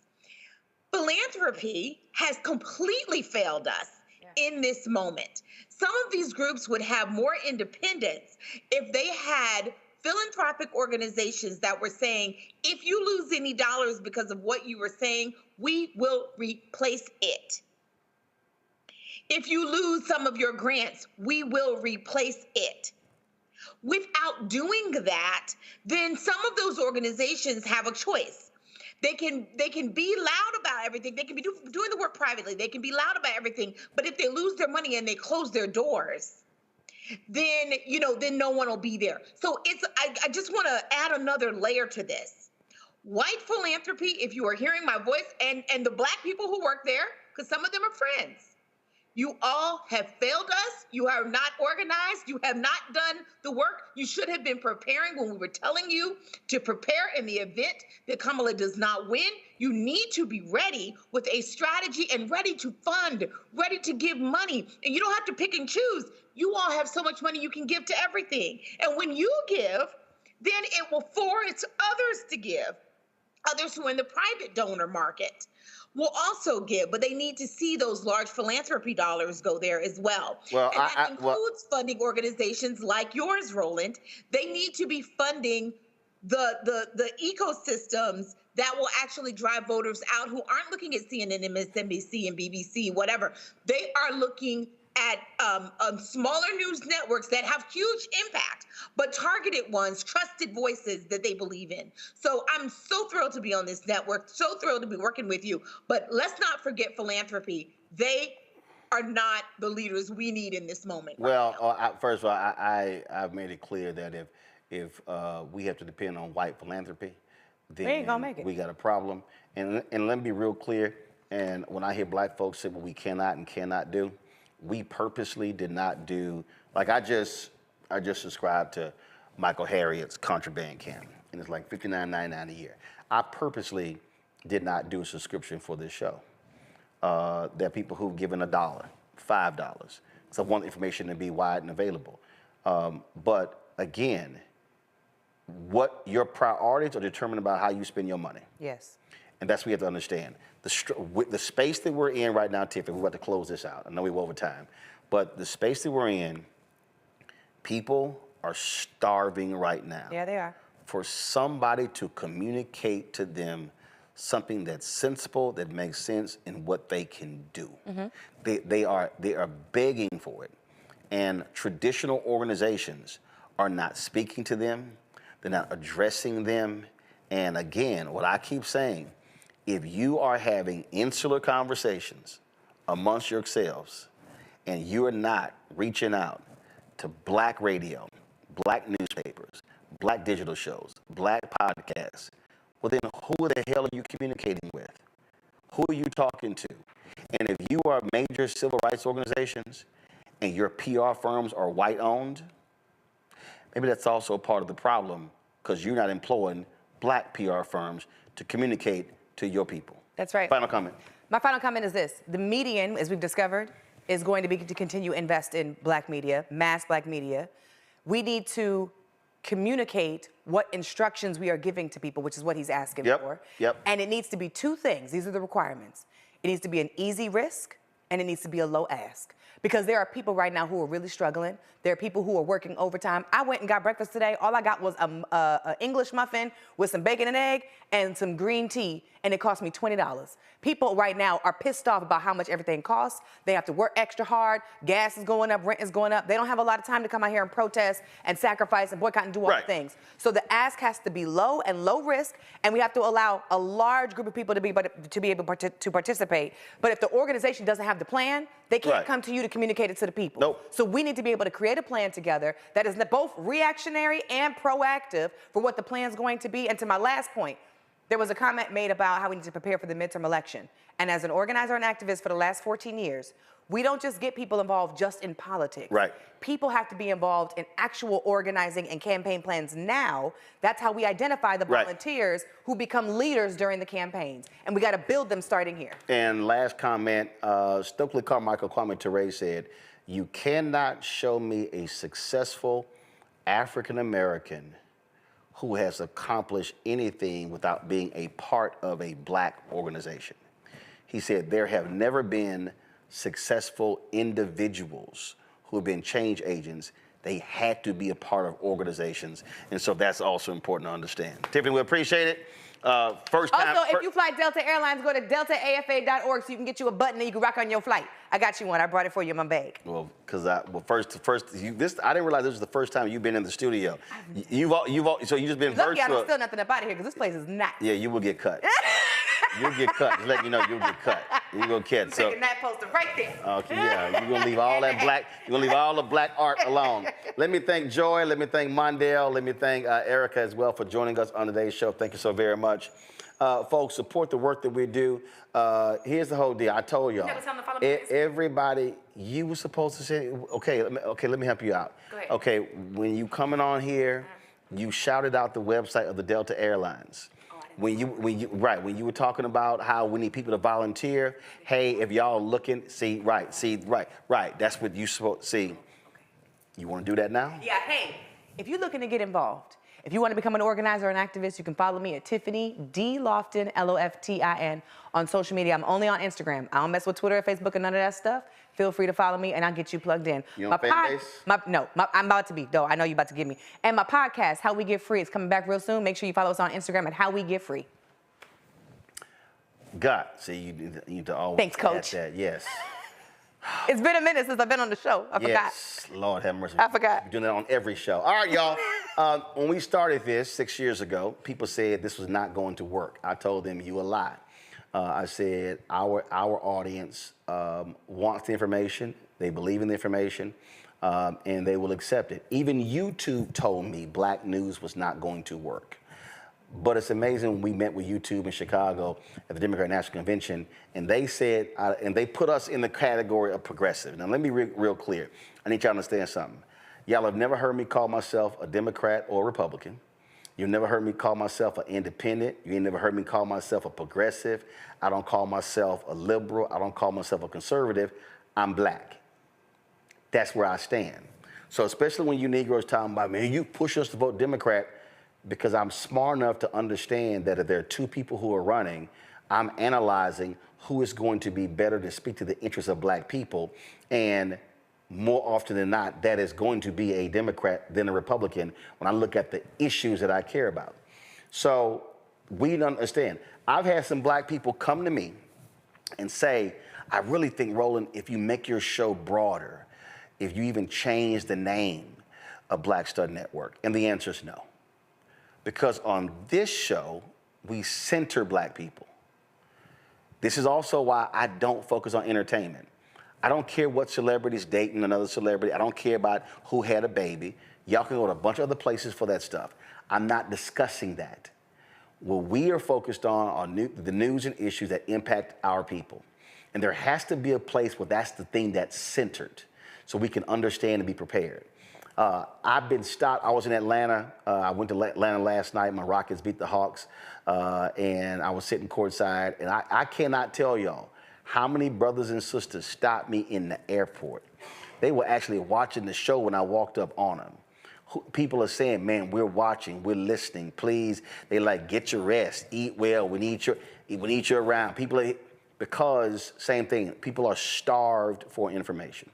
So your support of what we do is critical, because when you heard Joy talk about the foundations, they don't cut us checks. Oh, these black billionaires and millionaires, they don't cut us checks. None of them, okay? This show has survived because regular, ordinary people, brothers and sisters who have given us $50, some have tithed. There are at least 6 people who have given us $50 a month every month for 6 years because they believe in this. Other people have given, again, 30, 25. Somebody gave $1.08. I don't know how they got to the 8 cents, but the 8 cents count. So we do this because there has to be a place where we as African Americans are centered, and we are not part of the conversation. We are the conversation, and that everything operates around us. And so we supported the work that we do. The goal is to get 20,000 of our fans. Now, we've never hit 20,000 people giving at least $50 or hitting from the fan base a total of $1 million in a year. But I told you what it funds. We can't all of a sudden go cover this protest or cover this event or go here. It takes money. It takes money for gas, for staff. When I travel with 3 and 4 and 5 people to produce and shoot the show, I got to pay every single one of those people. And I got to pay them in 30 days. It's not like, oh, I could pay them 60, 90 days. So when you support the show, you literally are supporting news and information that speaks to our audience. So I want you to, if you want to join our Bring the Funk fan club, remember, every Friday, and it doesn't matter, from day one, we run the name every Friday of every donor to our show because we want to publicly thank you. And so I would love, right now, I think the video is like 7.5 minutes. I would love for our donor video every Friday to be 20 minutes. That means we got thousands more names. And so Tiffany just gave her money. So join via Cash App. This is the Stripe QR code. Cash App canceled our accounts because they changed their rules. So this is how you can give via Cash App. If you're listening, go to blackstarnetwork.com to see the QR code. You can send your check and money order. It's some old school folk. I'm going to the post office tomorrow. I check the post office every 2 weeks, so I know it's going to be at least 30 or 40 envelopes in there. P.O. Box 57196, Washington, D.C., 2003, 7-0196. Y'all also know how the post office works. If you have sent a check or a money order and it's not been cashed, send me an email, info@rollindsmartin.com. Because there ain't no guarantee it's going to come to me. I know how the post office is. So let me know. PayPal is rmartin unfiltered. Venmo is rm unfiltered. Zelle, rollin@rollindsmartin.com. rollin@rollinmartinunfiltered.com. Download the Black Star Network app, Apple phone, Android phone, Apple TV, Android TV, Roku, Amazon Fire TV, Xbox One, Samsung Smart TV. Get our merchandise. I know Tiffany's going to get this shirt. We got 2 shirts, hashtag We Tried to Tell You, FAFO 2025, and we have Don't Blame Me, I Voted for a Black Woman. So get our shirts at rolandmartin.creator, because I'm telling you. I got the sweater, I'm about to get it right now. rolandmartin.creator-spring.com or go to blackstarnetwork.com. Be sure to get a copy of my book, White Fear, How the Browning of America is Making White Folks Lose Their Minds, available at bookstores nationwide. And check this out, my book, The First, don't show the graphic yet. So my office in Chicago literally mailed me 3 boxes. Remember, I thought I sold out of all the books. They found the books in the storage room. Actually, my faith-based book and The First. But I'm going to count the number of books, and I'm going to come on the show, give y'all opportunity to buy those first. I got to count how many we have. And so we're going to hook y'all up with that. So I'll let y'all know that tomorrow. So that's it. I'll see y'all tomorrow right here. Let me thank Robert for hosting the show last night. They told me the panel was on fire last night, and I appreciate y'all for being here. That's it. I'll see y'all tomorrow. Holla! Black Star Network is here. Oh, no punch! I'm real revolutionary right now.